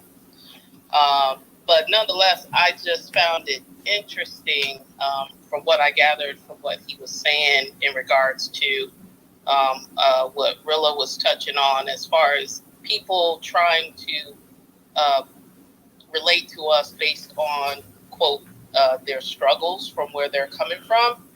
And that kind of struck a chord with me, because being from Central Florida in particular, most of us Floridians know of the Ocoee massacre. And I'm just wondering how many of these individuals know about that, in particular, if they really want to know struggle. Because that was not a struggle place. That was a place of vibrancy. And as far as, our people had cultivated and developed a function in society there until it was razed or destroyed. Of course, we heard about Rosewood and everything else. They actually, the local news here did a very in-depth special a few years ago about the Ocoee massacre. But like everybody has been saying, I get on the defensive when I hear certain individuals say stuff in regards to Florida, because it alerts me immediately that they don't know what they're talking about. And like Tata was saying, most Black people here throughout Florida, we rarely go to Miami. The furthest I've ever gone to South Florida is Miramar, because I used to go to school there in Miramar, my 9th grade year briefly. So other than that, I mean, I graduated from Orange Park High School. I've been Terry Parker High School. I've been around a lot of places in Florida, because my dad was in the military, so we traveled a lot. And whenever he got thrown on an assignment, we had to go live with a lot of people and stuff, for security and stuff like that. But it just kind of irks me when I hear these white Cubans in particular. I think somebody said that they confirmed that he was a white Cuban, because I do acknowledge a difference between them. So that's why, and also you have to know, depending on when they arrived here in America, because there were certain waves of Cubans that arrived here after the overthrow of Batista. So if you're talking about those Cubans, those are the Cubans that Newstoter is talking about, that run Miami. And they're not about that kumbaya, oh, we're all the same. And no, it's none of that. They are highly racist, and they have a caste class system down there in Miami. And that's just the facts. It's nothing personal. Like I said, I have a lot of Latinos that I associate with, in my work right now. And, it's on a case-by-case basis, as what they say in the military. You got to show and prove to me that you're an ally now. And I think that's the way our people need to move now. It's no longer you're going to relate to me because, we're all in, quote, poverty. But that in itself is a stereotype, because we all know that our people, hit the ground running right after slavery and build up communities and industries and stuff like that. So obviously something had happened. So they don't share that same story as, you know, our people went through. And then that's another takeaway that I see with a lot of individuals. Explain to me how your communities got into poverty, because our story is different after 1865. We weren't just totally impoverished. You know, a series of events took place, and that's why you don't hear a lot of that coming from them. But as far as the Cubans and stuff, Newstoter, you were spot on with that, because I unless I know what wave of Cubans and whether they identify that they are black Cubans or white, yeah, that ain't gonna fly with me. Not down here. Yeah, you can stop that, because I grew up in Broward, so you can stop all of that. Like, I mean, straight up. I mean, you can go sell that to somebody else, but you can't sell it over here. I'd just like to say real quick, Ayan, I was in your neck of the woods yesterday. I live right basically down the road, Davenport, Four Corners area. So okay, I'm aware of that. Yeah. Wow. All right, appreciate that, Ayon. Shout out to 400 as well too. 400, thank you for your contribution on Cash App. Miss Stephanie, I saw you came up here, and I wasn't gonna let you up here, but you're my girl. So if you want to say something real quick, because we can get ready to close this thing out. So you want to say something? I actually pressed the button by accident. I really apologize for that. Oh, for real? Okay. Yeah, I did. But I just want to say this one thing. Just never forget that these people invoke their inner conquistador spirit. And if you know the history about the conquistadors, do you know how brutal they were? And that's all I'm going to say on that part. So basically, never look a gift horse in the mouth. Thank you. Thank you. We're going to go ahead and get it to DJ. Professor, you guys want to say something before we close this thing out for the night? This was a good space. Yeah, Cuba helped the black Cubans down there first, and then maybe we'll think about networking with you. Show me by the end of the year that it's 100 black melanated Cubans that got businesses down there. You feel what I'm saying? And got business loans and got home loans and car loans. You do that, we'll maybe associate with you in 2025. There you go. All right, Professor, you want to say something real quick? Are you good? Yeah, I'm a second what DJ just said, everybody. When they start helping the black Latinos down there or black Cubans down there, then we can do business. But until then, I don't want anything to do with them. And that's what I stand on right there. I'm not going to do anything with anybody that is not trying to help people that look like us. And so therefore, Cuba can catch my ass unless they give me some Cuban cigars. Now, you know, those Cuban cigars are pretty good. I want to keep it sandwich. You know, I'm fast. You know what I'm saying? Service are pretty good too, by the way, family. But anyway, I digress, everybody. Everybody have a good night. Let's let me say this then, Professor, before we leave out. And if that is the case, hey, where the Cubans at here in America that want to get busy and be on the court, y'all don't ever show up to the reparations rally, or when we protesting, y'all be on the same accord as these white folks in the comments. Oh, good for that. Nah, he got shot down. You know what I'm saying? Oh, y'all well-fed babies. Y'all be same white folks. This is why white, Latino, Hispanic, it's all the same. But go ahead, though. Hey, that's real talk there. And like I said, all that stuff he was talking about is nonsense. If you've lived in Florida your whole life, you know exactly what's going on, and we know exactly who runs the city of Miami. Miami was built off people talk about all the drugs and stuff black people deal anyways. Let's be for real. It was the Colombians and the Cubans and all the rest of that built Miami off of drug money. All those skyscrapers and everything you see was built off of drug money, those cartels and everything else down there. So, I mean, this dude can go ahead and sit down with all that nonsense he's talking about. Go ahead, DJ, real quick. You got something you want to say? Yeah, I know you want to go. Gotta go. Hey, you know I'm always on this business wave, right? And I always got an idea.